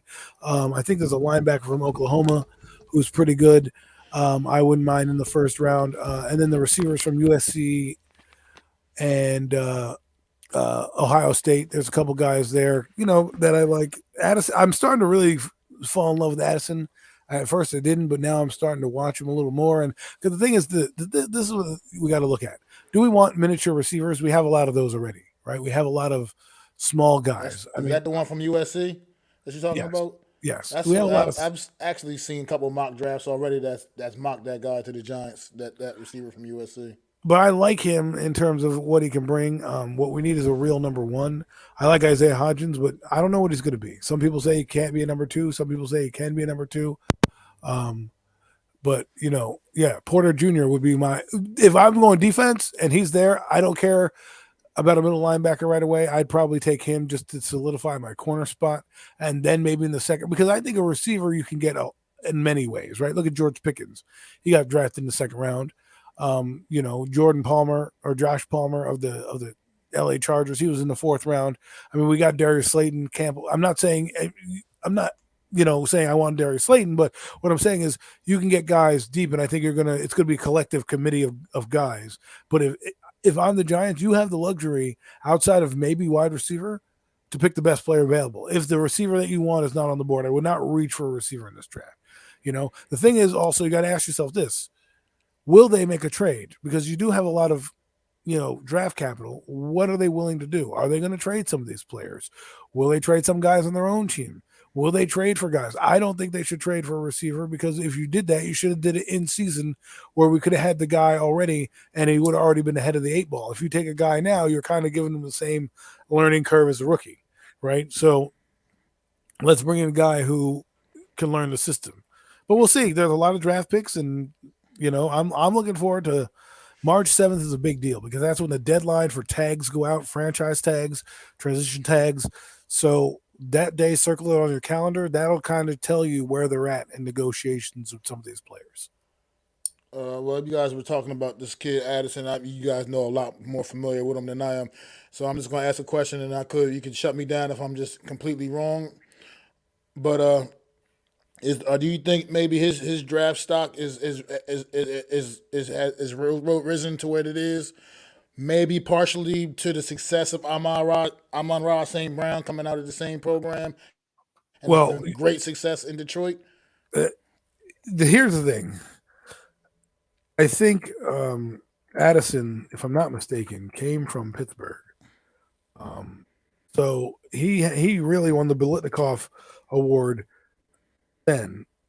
And do I think am I putting Jordan Addison there and saying, well, because he's coming out of USC, does that give him a different leg up? No, not really. I think he played at Pittsburgh. I was right. He had 1,500 yards with Kenny Pickett, and he transferred in. I think he's more than a slot receiver, personally, to me. He right now is at 175. Who knows how much that is? He's about 6 feet. He only had 580 something yards, but he only played 7 games last season. I think he's a game-breaking player. You can use him on kick returns. You can use him on punt returns. And I think he'll give them Fred Biletnikoff is one of the highest awards you can get as a receiver. So this guy getting that award at Pitt as a Pitt Panther is pretty good. Probably the first one since played for the Cardinals. Larry Fitzgerald. Right now. Larry Fitzgerald. Yeah. Right. So James Washington, who's on our team, I think he won the Biletnikoff Award. Jerry Jeudy, Jamar Chase, Devontae Smith, Jordan Addison in 2021, and this year Jalen Hyatt won the Biletnikoff Award. So there's some hits and misses on this Biletnikoff Award from Bobby Ingram in Penn State, Terry Glenn, Marcus Harris, Randy Moss won it, Troy Edwards, some Hall of Famers are on here, Antonio Bryant. So it means you're the best receiver, and I think that could translate well. And for the Giants, we need more than one receiver. So I think they need a skyscraper. I like the kid from Wake Forest. I think he's also good, 6'4", 200 pounds, a little on the slim side, but I like him. Let me get his name. Yeah, it might be in the chat. With too many Wake Forest football players, unfortunately. I think it's yes. A.T. Perry is the player. I think he's 6'5", 205. And he's a guy that I would think of if the Giants get him in the second round. Maybe that's a guy you want to kind of look at. I mean, he did have 81 catches for 1,091 yards. And the Giants haven't had they've had Kenny Golladay, but this could be their Kenny Golladay. Bring him in. He's had a pretty good last couple of years. 2021, 1,200 yards, 15 TDs. This year, over 1,000 yards and 11 TDs. So, that's a guy that's on my radar. Don't know where he'll be drafted, but these are some of the guys I like to line up. The only thing about receivers is I feel like when you look around the league, you see so many great receivers that weren't even first round picks. I mean, I mean, Devontae Adams in 26 back in 2014 or whatever. That was like third round pick or something like that. And You're all right about obviously, that. he's a top 5 guy in the league right now, top 3 receiver in the league right now, currently. So how many receivers got drafted ahead of him in that same draft that Well, I don't mean, even Tyreek anywhere Hill's a near his fifth-round pick. level? I mean, Exactly. Tyreek Hill's a Tyreek Hill was a fifth-round pick. guy that came in the league and was for his first couple of years was really just a special team guy until he finally got a real opportunity on offense and exploded, and Same thing ran with with it. Antonio Brown. Antonio Brown. Yeah. Same thing. Antonio Brown was he undrafted? I think he was undrafted. I don't even think he was drafted. Yeah. So, I mean, I don't think he was drafted or he was a late-round pick. One or the other. What it means is that if you do but think about it. Then for every fifth-round pick, you've got a Darius Slayton and some other guys who are not great, right? So it's not a formula to live by, but I understand what you're saying. If Porter Jr. is on there and a wide receiver is on there, I'm probably going with Porter Jr. Tracy Porter Jr. That's what I'm saying. Right. That's what I'm saying. I agree with you there in terms of I can find, like I said, this A.T. Perry kid. Unless he blows up the combine, he might be a second round pick. If I can somehow find my way, he finds his way down to me in the late second round. That's a guy value wise, I'm picking him. And the Giants have had pretty good success with second round receivers in their history. I mean, Sterling Shepard, Reuben Randall. There was another one that came out that was in the second round, Steve Smith. So there have been some decent second round receivers for the Giants to look at, and I think they're going to look at a couple. I think you need to define the roles this time. I like Richie James, but I don't think he's a long term player here, right? Isaiah Hodgins, you got to figure out if that guy's going to be your number 1, 2, or 3 because he's got traits to fit those roles, right? Yeah, so, I agree. I was good. So it is what it is, I mean, I don't know, man. If you really want to believe in Daniel Jones, you're probably going to pick a guy in the first round, right? Because you're going to say, listen, Daniel, we want to not mess this up. We're going to pick one in the second round. I think the bust rate for receivers is a lot less in terms of getting a guy later, like you said. So I'd probably go with a cornerback, but we'll see. Yeah, I mean, we don't know. Like I said, and like I previously said, that first stage of free agency will determine or make these decisions a little bit more clear to us all. You know what I mean? Like you'll see it from a different lens because you'll see some of the moves you've already made, and it still may not even affect much of anything. Like you said, some guys the talent is just where you just if they're sitting there you can't turn them down. I mean, look at the Cincinnati Bengals a few years ago. They drafted T. Higgins the one season, and he had a successful rookie season. The very next year, it didn't stop them from using that number 3 overall pick or whatever pick it was on Jamar Chase. You know what I mean? It didn't deter them from doing that because sometimes guys the talent just is what it is, and you just can't turn that down when it's staring you right in the face. So it's like what Ernie Accorsi said. You can never have too many pass rushers. Maybe you can never have too many playmakers, right? Guys who can take the top off defense. But here's the thing. The Giants need a whole revamped core. They need a whole revamped thing. So you're going to see free agency guys come in here. You're going to see rookie guys come in here. And they're really going to try to establish that, 1, 2, 3, 4, 5. I'm hoping they can get a guy. Like, to me, there's a guy out of Ole Miss. I forget what his name is. I think it's Bingo or something like that. Mingo might be his name. I'm pronouncing it wrong. But he's got the measurables I like. I start with the measurables first and say, okay, what do you got for me, right? And then I go from there, and then I watch this film and try to see if I can equate his measurables to what the Giants do, right? So let me see if I can get his name. There's going to be a lot of guys you're going to hear me, talk about this year.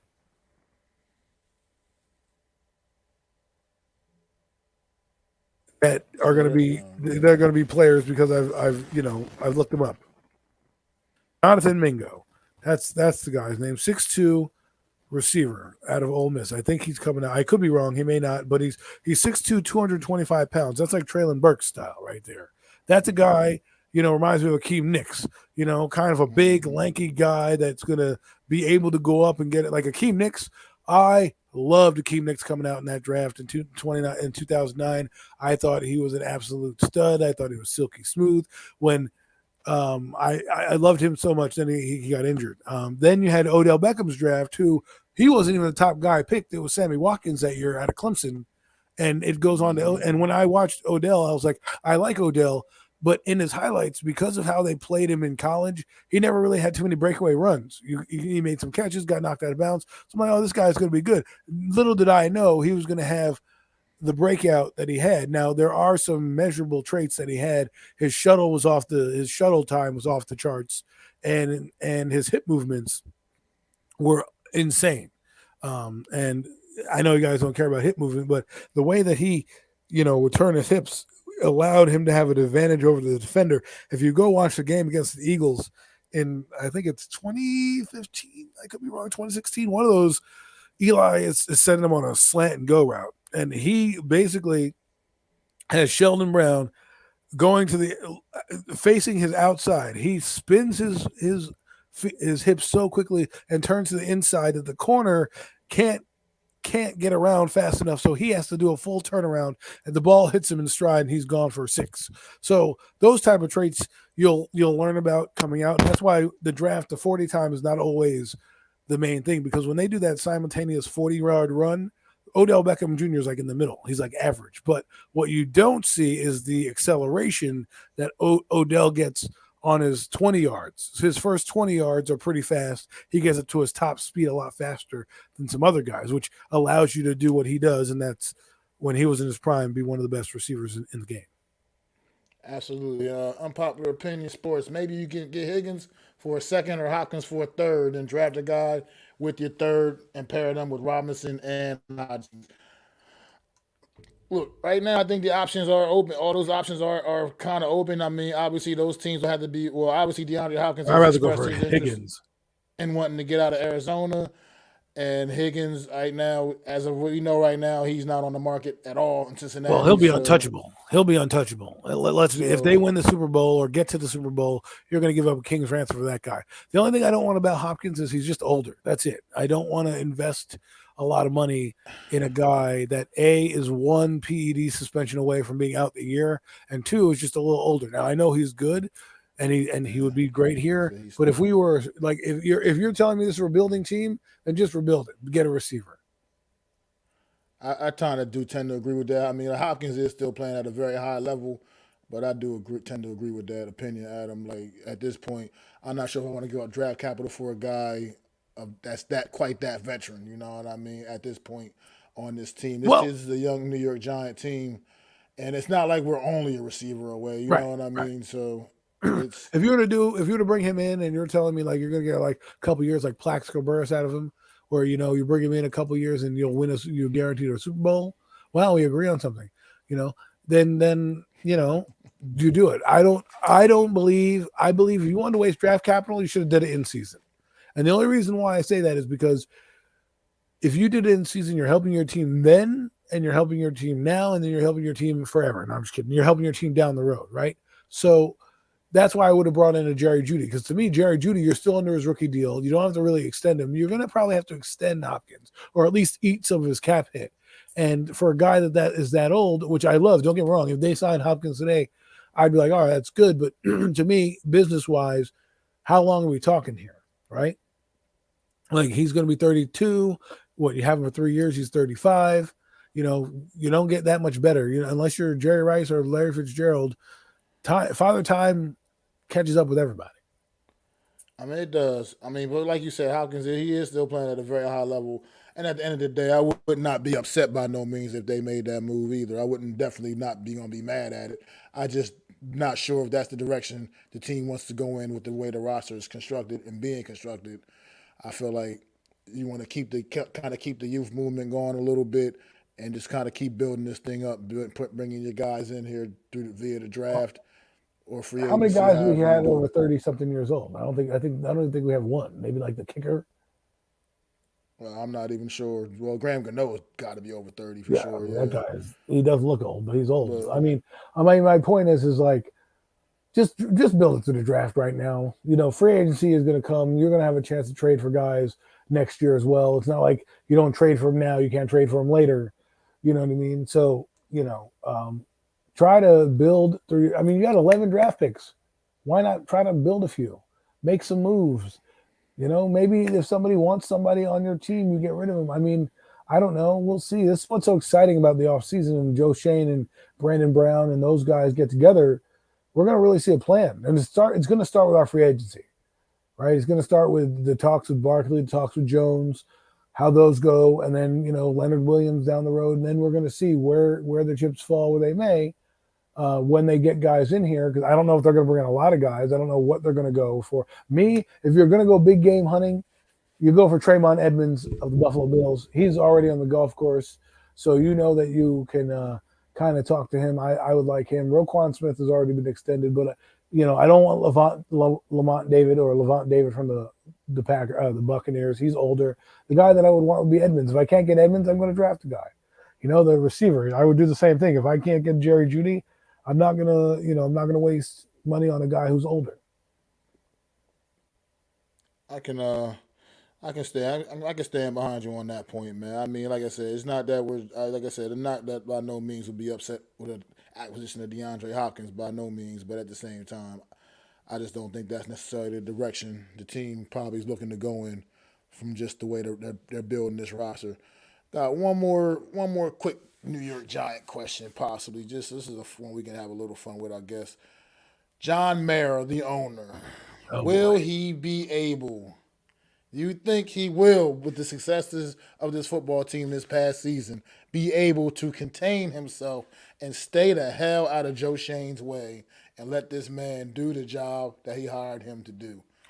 Do- I'm going to say yes and no. Yes, because John Mara's excited and he'll probably let him do it, but no, because he's John Mara and he always has to have his toe in the water, right? He always has to have something. There's a reason why guys aren't gone. It's because John Mara likes him. Sterling Shepard's probably going to have a job because John Mara likes him. Now, Joe Shane may say he likes him in the pressers, but that doesn't mean nothing. You know what I'm saying? Like John Mara is a good guy. I think he gets a lot of guff for what he's done. I think it took a lot of balls for him to rip the Band-Aid off last year and get rid of Judge, because I know that he didn't want to do that. And right now, Dable has the keys to the city. He went to the playoffs, so you're gonna have to basically, pull the clipboard out of his cold dead hands at this point, unless something goes terribly wrong. Dable has carte blanche here, but I think they're gonna. I think they're not gonna. I don't think he's gonna meddle as much as he did with previous regimes. Let's put it that way. I think he's gonna have his discussions. They're gonna run things by him. He'll probably have the final say on something. But it's like, we'll see. Like, for example, if they want to get rid of Daniel Jones, I could easily see him saying, "No, I love Daniel. He stays." You know what I mean? Well, let's hope for the better. I want John. I hope John Mara can control himself, stay out of the way, let Joe Shane, Brian Dable, and company continue to build this thing up, man. Because by him taking a little bit of a back seat this past season, we've seen things change and shift, man. By him not, throwing the weight of his owner weight around and saying, "Look, I want this. I want, like you said, I want to keep this guy, this guy, this guy. I want." Look, Well, a lot of the situations that he brought in were clusterfucks. I mean, McAdoo was a clusterfuck. Okay, he had Jerry Reese, but Jerry Reese didn't really like McAdoo. McAdoo didn't really like Jerry Reese, so they fire Jerry Reese, right? And then they fire Ben McAdoo because of his idioticness. Then they bring in Dave Gettleman, who we need ties to the Giants, blah, blah, blah, blah, blah, blah, blah. Bring in ties to the Giants. They bring in Pat Shermer, who's another clusterfuck of a coach. So he kind of has to sit there and come in there. And, John Mayer is a very fan-oriented owner. Like, the fans kind of sway what he does, really. He basically, I guess, unlike Vince McMahon, he listens to them sometimes too much, and sometimes, too little. But he does hear the fans complain. And so if he gets in Joe Judge, he wasn't hiring Joe Judge without hiring Jason Garrett. Let's be honest. He wanted that, security blanket if shit hit the fan. And shit did hit the fan, but it went the opposite way. So now he has to do something different. Stay out of the way. Joe Shane came here on the recommendation of Bill Parcells. Bill Parcells probably says, don't take that job unless John Mara is going to give you his word that he's not going to be up your ass about certain things. And I'm sure John Mara is going to be like, listen, I'm the owner of the team. I need to know what's going on. I need to know. He does. I mean, that's fine, but You gotta let your guys that you hire do the job you hire them to do.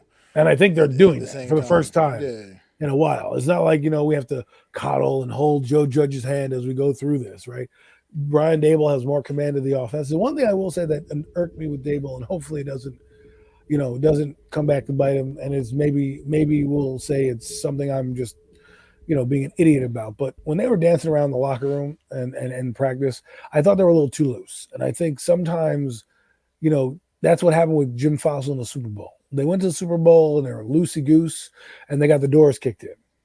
This one they were loosey goose, and they got the doors kicked in. So I'm hoping that kind of. I'm not saying don't have fun in the locker room. I'm not saying that. I'm saying let's dial it back on playoff weeks. Let's not always have the cameras catching us doing our do that at the end of practice. You want to do a dance at the end of practice? Fine. You want to do something later on, don't let it leak out, because you've been so good. The one thing I will say about this regime, they don't let leaks out. And when they do let leaks out, they fire that person. Case in point, Kadarius Toney probably was supposed to be traded in April, probably May, June, or July, and even August. But because of Pat Leonard ruined it. Somebody in there, Chris Pettit probably, or one of the bitter giant people who was quitting, ran their mouth, and the leak comes out. The biggest leak in another thing. Look at the draft. No one thought we were getting Kayvon Thibodeau. No one thought we were getting Kayvon Thibodeau. John's like, we'll be lucky to get him. We hope to get him. And guess what? They got him because people didn't think they were interested in him. No one traded up to go get him, so they thought they could fall. Biggest thing they did, and I think you're going to see more of that, more buttoned upness when it comes to draft picks, more buttoned upness when it comes to free agency. You're not going to know what the Giants are going to do. They used to show you their hand all the time, like, we're going to do this, and then teams would jump in front of them, or we're going to do that, or a leak would come out, and then Dave Gettleman had a chance to get Micah Parsons. That happened recently. We can go back to a couple years ago in the draft where that basically happened. I believe it was no secret that the New York Giants had Devontae Smith firmly on their targets and their radar. I mean, that was clearly going to be the pick for the New York Giants at that spot, and the Eagles jumped right in front of them. Exactly. So and that happens because of leaks, right? Because it's one thing for you and me or the media, content creators, whoever, but yeah, we think the Giants would do this, and this, right? It's another thing when it starts to hit the desk. And listen, I've been in that locker room. It's not hard to hear stuff, hear conversations. He said, she said, and then next thing you know, anonymous source, bingo, bango, your leak is out. And whether it's on purpose, whether it's not on purpose, sometimes there's design leaks. For example, I think somebody said Kayvon Thibodeau didn't work hard. I don't know who that somebody is, but I wouldn't be surprised if they were an NY on their shirt. You know what I'm saying? When that leak about Kayvon, about, he doesn't, these are types of things that these guys do. What's going on, homie, man? That's my homie I work with, man. He said, I hope the Eagles lose bad. Well, I mean, from we your all lips hope to that God's as ears. Giant fans, yeah, we as Giant fans, we all do. We definitely hope that I can't root for the success of the Philadelphia Eagles on Sunday, man. But we're gonna see. It's gonna be a good ass game, I believe. Well, With that being said, we move. Go ahead. It's interesting that we bring up the Eagles because I think they're going to have a fascinating offseason as well. Because depending on how far they go, whether it ends on Sunday or in 2 weeks or 3 weeks from now, it's going to be fascinating. They got a lot of guys that are on 1-year deals. I don't know how much cap space they're going to have. Their offense is loaded. That's the one thing I will say. Their offense is pretty loaded. It's going to have A.J. Brown, Devontae Smith. The offensive line is pretty regularly bring in depth pieces there. And they have their quarterback who they're probably going to have to pay after this season, depending on where he goes. Defensively, that defensive line might not be here. I know Fletcher Cox is on the mend. Bradbury's on a 1-year deal. Gardner Johnson's on a 1-year deal. So it's going to be fascinating to see if they can pay all these guys what they do. Mind you, they have a top 5 pick, which somehow the Eagles, by hook or by crook, always find a way to get their asses in the top 10. Every friggin' year. They're little sneaks. They probably have photos of some owners or some shit when they negotiate. Like, oh, yeah, remember that? Remember that cruise you took? Yeah, I took pictures of you. Who do I like in the Chiefs Bengals game? Well, I'll tell you who I like. I like the Bengals, And I like the Bengals to go down there because I feel like the Chiefs are blowing smoke up all our asses, and Patrick Mahomes is going to be a shell of himself out there on that field on Sunday. They're putting him out there because I guess he is still capable of standing on his 2 feet. But let's face it, he's not going to be able to move around very well, probably. And granted, we know the arm talent of Patrick Mahomes, but I think that's not going to be quite enough in this one, man. And I think Cincinnati is going to get them because they're going to get a less than 100% Patrick Mahomes, man, on Sunday. And I know probably Patrick Mahomes at 90%, 80% is still good enough to beat most teams, but I don't think it's good enough to beat a team as good as Cincinnati Bengals. Well, I like the Bengals. A friend of mine informed me that they were my second favorite team growing up. He reminded me, he's like, remember when we were at your house and you said your second favorite team was the Bengals? You're probably loving the Bengals right now. And he's right. I've always had an affinity for the Bengals, and I want them to win. I love Joe Burrow. I think, I have my top three quarterbacks in no particular order are Mahomes, Burrow, and Herbert. I love watching those three guys. Mahomes especially, but Burrow he's doing some special things. It's interesting because a lot of people thought these Bengals wouldn't be here. They started out their season, they had a rocky start. Their quarterback didn't practice all training camp long, and you can tell he didn't have training camp practice. And I think they played the Cowboys, and we were mentioning that he's got to get his sea legs under him because he hadn't played yet, right? This is like his preseason, and well, guess what? It was true. When you get your appendix out and you lose weight and you have to get back on it, it takes a while. And it got him going. And I thought they were going to have a hangover. They didn't. They're right in the prime position. They're on the road, playing again with house money. But this time there's expectation of they deserve to be there. And they went in there and they beat the Bills. They beat that ass on the Bills. And like I said last week on one of these streams, I don't know which one it was, I go on a lot, is if the Bengals get a chance to do what Miami did, the Bills are going home. And they did. They got turnovers. They scored points when they needed to. They made Josh Allen do what Josh Allen's done all year, turn the ball over. And now they're facing the Chiefs, who I believe, if I'm the Bengals, I am blitzing on every down. I do not care. I'm going to be like, look, this guy can't move around. Let's make sure he doesn't finish the game. That's what I'd be. It sounds ruthless. It sounds morbid, but that's how I think. If you're going to come out here with a bum leg, you're damn sure I'm going to bring the heat. And Lou Amarillo, listen, he was a Giants DB coach, so I think the world of him. I think he's good. He made those DBs pretty good. His defense is pretty solid. If he wins this game, he's going to start to get sniffs as being a head coach. All right, look out for that guy in the coaching circles. He's done a phenomenal job with that defense. Absolutely. And let me bring up something else here. The Dallas Cowboys, man. This offseason, they're also like it's gonna be this offseason, like you said, it's gonna be absolutely great, man. I mean, For every especially team in the NFC East. yeah, Every especially for the NFC East division. The Cowboys. Do you think the window may be closing? I saw somebody bring this up. I can't remember who it was.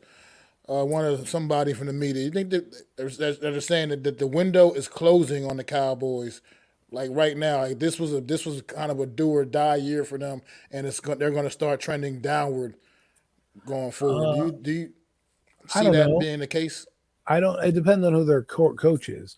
If they keep Mike McCarthy, I still think they'll be in contention to win 10 games. I mean, hell, remember, we had them in second place, which they ended up in the NFC East, second place, and they won 12 games. Okay, so, that's back-to-back 12-win seasons. This year, they got further than they did last year, and if anything, I wouldn't say they're ascending, but they're right. They're right where they need to be in their thing. They wanted to be here a little earlier, but remember, their ankle – Dak Prescott's ankle broke, so they had that 1 year where they won 6-10. But if they bring back the same team next year, they have a great defense. And if Dan Quinn doesn't get a job, he's the front runner right now in Denver. That'll be big to see who they replace him with if he I was leaves. just getting ready to ask about that. Like if he leaves and goes to Denver, that could change everything. What kind of effect could that have on their defense if they lose Dan Quinn? I think the all season is going to determine a lot. I'm not really quite ready to say the window's completely closing on the Cowboys. I think this NFC East, it's just that you got teams. I think you're going to have just teams that are just going to. The Well, Giants, the Washington are going to continue to get better, and I think that the window. It's just going to be a fun division of football to watch, man. Like, what if they get Sean and Payton? I know it's going to take a arm and a leg, but that's the type of move I could see Jerry Jones making. Jerry Jones is the type of guy that absolutely. likes a big splash, and if he gets wind that Sean Payton is going to come here, he's going to be like 2 first-round picks.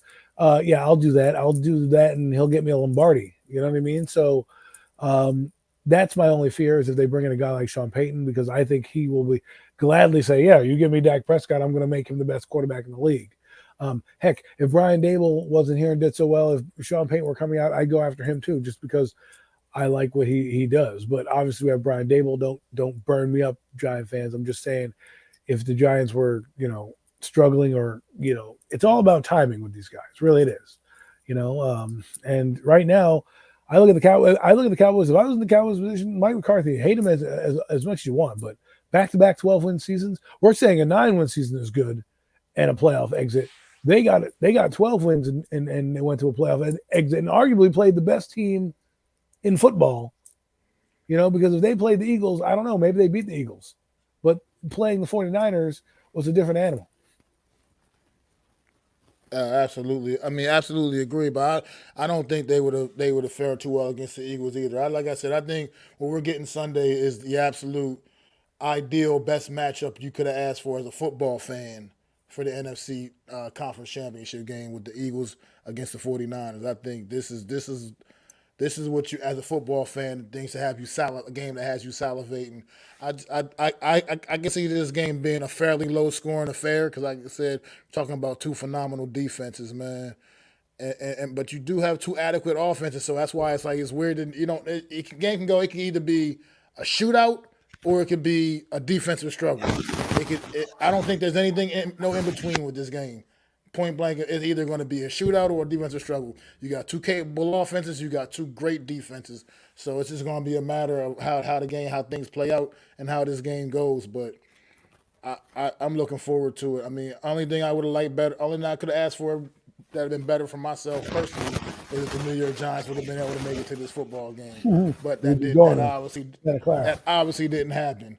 So as a football fan, this is actually the ideal matchup that I'm glad I get to sit back and enjoy on Sunday with no fanhood at all. I can just sit back and hopefully watch and enjoy a good football game. Well, I would low key rather see the 49ers. of course, Go ahead and advance. Mac, low key. You don't need to be low key about that, okay? You should be high key about that, okay? We don't want to see the Philadelphia Eagles hosted on a Lombardi Trophy. That's point blank. So 49ers, I am sending you my love, my vibes to beat this team. Now let's get into it a little bit. What do the 49ers have to do? Well, the 49ers have to play sound defense. They have to stay in their lanes, okay? This team, the Eagles, love the 3rd and shorts, love the 3rd and 5s, love the 3rd and 3s, loves to get them in manageable positions. In this game, the Giants against the Eagles, the second play of the game was a bomb to Devontae Smith, okay? That's what opened up the game. The Eagles may do something similar to kind of loosen this team up. If they do, it's going to be advantage them. They're going to play short dink and dunk passes across the board. Offensively, I want to see what Brock Purdy's going to do against this defense because this defense is, again, we said it last week, he played one of the best defenses in football. This one, he's truly going to play another one of the best defenses in football. And we're going to see if he's going to keep that turnover streak of 0 turnovers in the last couple of playoff games alive because right now he has 0 turnovers. He's thrown for over 500 yards in 2 playoff games. Let's see if that ends on Sunday because if he doesn't get the big plays, because the Eagles like to eliminate that in their defense. They like to play a lot of 4-man rush and cover on the back end, and that's how they kind of get to you. If they can fluster this kid, that's going to be a big thing and get turnovers, right? Get turnovers. Those will be the great equalizer. However, if 49ers establish the run game and establish a little bit of ball control, we'll see if they can. The Eagles can match it because, like I said, the weakest parts aren't even the weakest parts of this team, right? They're all pretty solid football teams around. It's going to be a hard-fought win on either side, and I don't know who wins against the AFC, but there's definitely one team I don't want to see in the Super Bowl, and that's the Philadelphia Eagles. So I want to see what Nick Bosa does against his offensive line. I want to see what he does. I want to see what Kinlaw does. I want to see what Fred Warner does, how he plays. I want to see McCaffrey against a defense because last week they didn't. It's not like they put up gaudy numbers offensively. They did just enough to get by. The Eagles did not do a lot this week to pass the football. Will they have to pass the football more this game? It's gonna be a lot of fun. Well, yeah, I mean, I think you said something that stuck out to me real big time. It's about the turnovers. I think that's what this game is going to end up coming to. You're talking about two very, very good, very talented football teams on both sides of the ball. I think it's gonna come down to them turnovers, the mistakes. Who makes the least mistakes? Whoever wins the turnover battle will win this football game. I see it no other way. Whoever wins the turnover battle will win this football game because these are two teams that will capitalize on mistakes. So as long as if Hurts or Purdy's not giving the ball away, it's going to depend. We're going to have to wait and see. But I think that's what it's going to come down to. These are two teams that have great depth. I mean, some of the best depth you can find anywhere around the league is on these two teams right here that we're going to be seeing Sunday up in Philly, man. So, these guys can, and they utilize that depth. I mean, like, look at their running backs. Both of these teams, they like I said, run out multiple running backs, receivers all over the place. This team utilizes their depth. They don't just have the depth; they actually use it, and it's beneficial. And they keep their top guys fresh. Able to keep their top guys fresh. I mean, last week in this game on Sunday against the Cowboys, Elijah Mitchell had more carries than Christian McCaffrey. So it's like you don't know what you're going to really get. It's going to come down, or I agree, it could come down to coaching, but I'm not going to just totally disregard Nick Sirianni. He's had 2 great years in Philly, so I'm not going to disregard him like that as a coach either and say I give the edge to Shanahan. I mean, they're two very well-coached football teams. Yeah, they're 2 very well-coached football teams, man. So but if you want to get to the minutia of it, if you want to talk about coaching, and you want to go down to like D'Amico Ryans versus the offensive coordinator of the Eagles, whoever that is, or the defensive coordinator of the Eagles versus, the offensive coordinator of 49ers, and then of course, we can go tit for tat. But overall, I think they're about even. I mean, these teams get it done, man. They're not only stacked with talent, they go out there and they utilize that talent, man, to their fullest. Like I said, this team went down the stretch without a couple crucial games they had to play without Deebo Samuel, who's absolutely one of their biggest and best offensive weapons. I mean, the man's named Deebo, for crying out loud. Come on, man. You know what I mean? So. With a name like Deebo, he's a star. And he was born in 1995, by the way. So, maybe his parents were a fan of Friday. I'm just saying. I mean, Deebo's not his natural birth name, obviously, but still. The fact that that's his nickname is just something to be said, and he was born in 95. What just off on a little tangent right there. But anyway. Well, maybe you're right. Was he born when after the movie came out? I'm not sure. I can't remember his exact birthday, but well, I always thought about that. That's my chain. But that's how he plays the game too. He's like out there Deebo and brothers, man. Like Deebo Samuel is an intimidating figure, man. When he's on that field, when he has the ball in his hands, he's downright scary, man. He could take one to the house at any point in time from anywhere on the field, whether he's taking a handoff out the backfield, or whether he's running out on a route, like you said, catching it, running in stride, and when he gets a full head of steam, he's a hard man. He's not an easy wide receiver to bring down.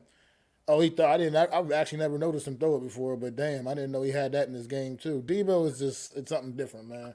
He's what every player wants is a utility player, right? Yeah, he's a guy that can do it all. We tried to get it with Kadarius Toney, it didn't work out. Tyreek Hill, you kind of say is that kind of guy, but Deebo does so much because he reminds me of Cordell Patterson, except better. Cordell Patterson, has been utilized as running back, receiver. He's done a lot of things in and out of the backfield, and I think he's the prototype receiver.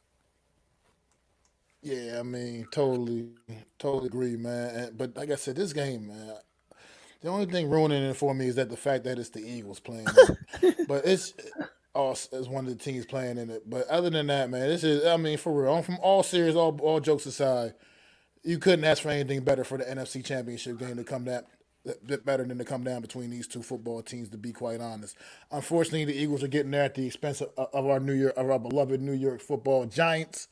But it is what it is, man. On to the off season for us, and we will be back next year. And speaking of being back, that's when we about to wrap this thing on up, man. And we will be back next week, next Wednesday, for our official season finale on the year. We will be back and we'll be breaking down the NFC championship games. And we will probably talk about the AFC one just a little bit because of Super Bowl implications. And, talking about some other things concerning the NFC. So hopefully we get a little bit of news drummed up this week. Talk about that, some more Dallas Cowboy talk. Tony Pollard, Ezekiel Elliott, how they're going to handle all of this. Tony Pollard's a free agent. We'll talk about that, getting a little bit more into that next week. Some more. Oh, it's always Giant stuff to talk about. We're all Giant guys here, so we know it's always going to be Giant stuff to talk about. Maybe it might be a little Commander news. Definitely going to be talking about them Eagles. Like I said, they're the only NFC team left with a game, man. So listen, the show's called The Real Deal NFC East Roundup, right? As long as the team from the NFC East is in it, we're here for you. Yes, indeedy. So yeah, if the Eagles do advance, we will come up here with a Super Bowl special too. Unfortunately, it's going to be in honor of the Philadelphia Eagles. But if they do advance, we will have one of those in store for y'all too, man. But next week will be the official season finale. Come on, Brock Purdy. Deal. I don't care what NYG thinks of you. I don't care what NYG thinks of you. You can do it. Yeah, so we appreciate y'all. It's been a great season, man. Me and my guy Adam, man. And we definitely going to be bringing that heat during the off season too. It's just going to be a little more sporadic. Won't be every single week because obviously we're getting ready to hit at the Super Bowl. We'll be hitting that quiet period of the off season where ain't nothing much going to be happening for about a month or so. Right. So, right. And but we'll definitely keep bringing that heat, man. And like I said, we need thanks a break. for tuning in, everybody. Yeah, appreciate for tuning in, y'all for listening, man. Y'all been a lot of loyal listeners, man. Unpopular Opinion Sports, man. You definitely been holding the chat down today, man. My guy, Philly B. Everybody else that done popped through, man. It's been another great episode. And we will be back next Wednesday for the season finale of the Real Deal NFC East Roundup. It's me and my guy, Adam Costas. Have a good one. Hey! I'd like to thank you all for listening. If you was feeling this, please take time to subscribe and smack them likes. Feel free to drop a comment. Let me know what you think. Don't forget to ring that bell so you know when I'm dropping new content. It's your boy, MacDaGiantsFan. You can find me on Twitter, YouTube, and Facebook at MacDaGiantsFan. That's MacDa Giants Fan.